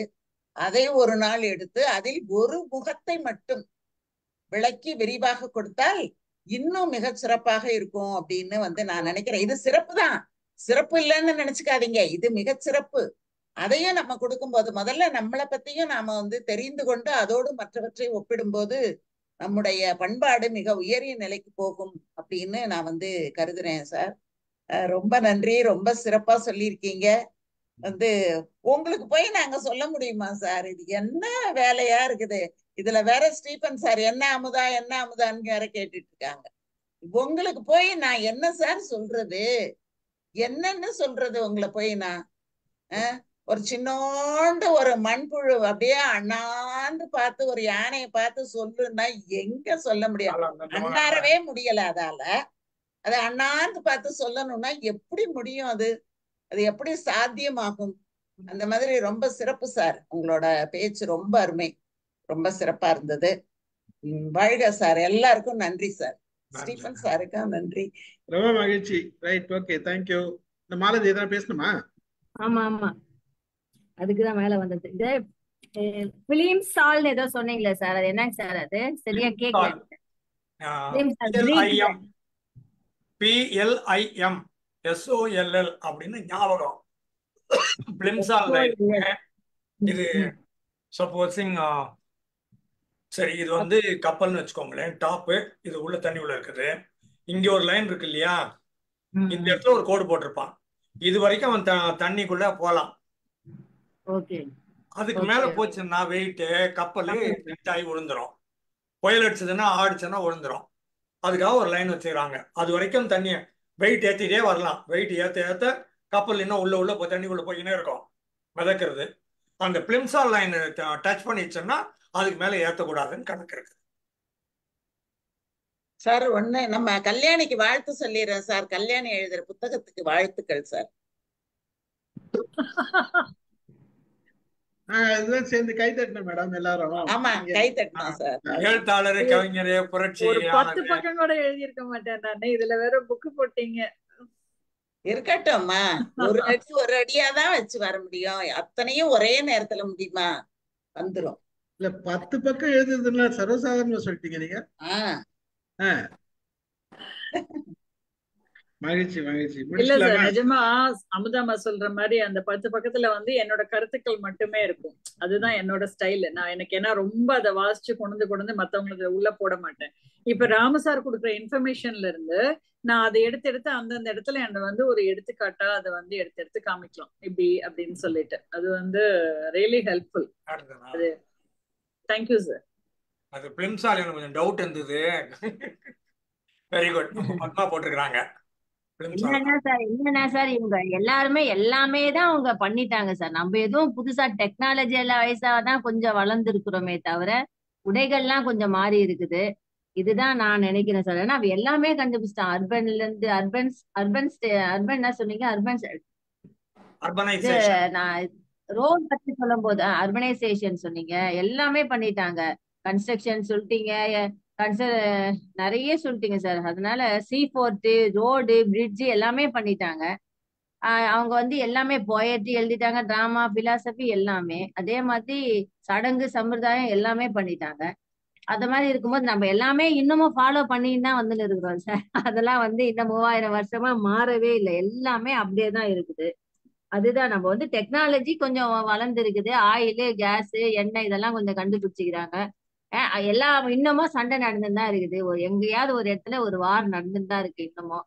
அதனால எங்கேயாவது ஒரு இடத்துல ஏதாவது ஒரு கண்டுபிடிச்சுன்னு தான் இருக்காங்க. எங்கன்னா ஒரு இடத்துல ஒரு வரைஞ்சுன்னு தான் இருக்கிறாங்க. ஒரு சில இடத்துல ஏதாவது ஒரு என்னவோ சொல்ல வந்தேன், அந்த கலைகள்லாம் ஒரு சில இடத்துல ஒவ்வொருத்தர் அவங்கவுங்களோட கண்ட்ரி அவங்கவுங்க வளர்க்கணும்னு சொல்லிட்டு பாடுபட்டுன்னு தான் இருக்கிறாங்க. மண்ணை பிடிக்கணும்னு பண்ணிட்டு தான் இருக்காங்க. அதனால வந்து இதுதான் அந்த காலத்துல அவங்க பண்ணி வச்சதுதான் நம்ம இன்னுமே ஃபாலோ பண்ணிக்கிட்டே வரோம் அப்படின்றதுதான் சார் நான் சொல்லுவேன். ரொம்ப நல்லா கூட 2 கொட்டேஷன் கொடுக்குறேன். ஒரு கொட்டேஷன் வந்து history is always the same. The date, name alone changes. Correct. திரும்ப அதே தான் வருது. ஆள் பேரை மாத்திடுறோம், அந்த நாள் பேரை மாத்திடுறோம், டேட்டை மாத்திடுறோம். மற்றபடி அதே தான் நடக்குது.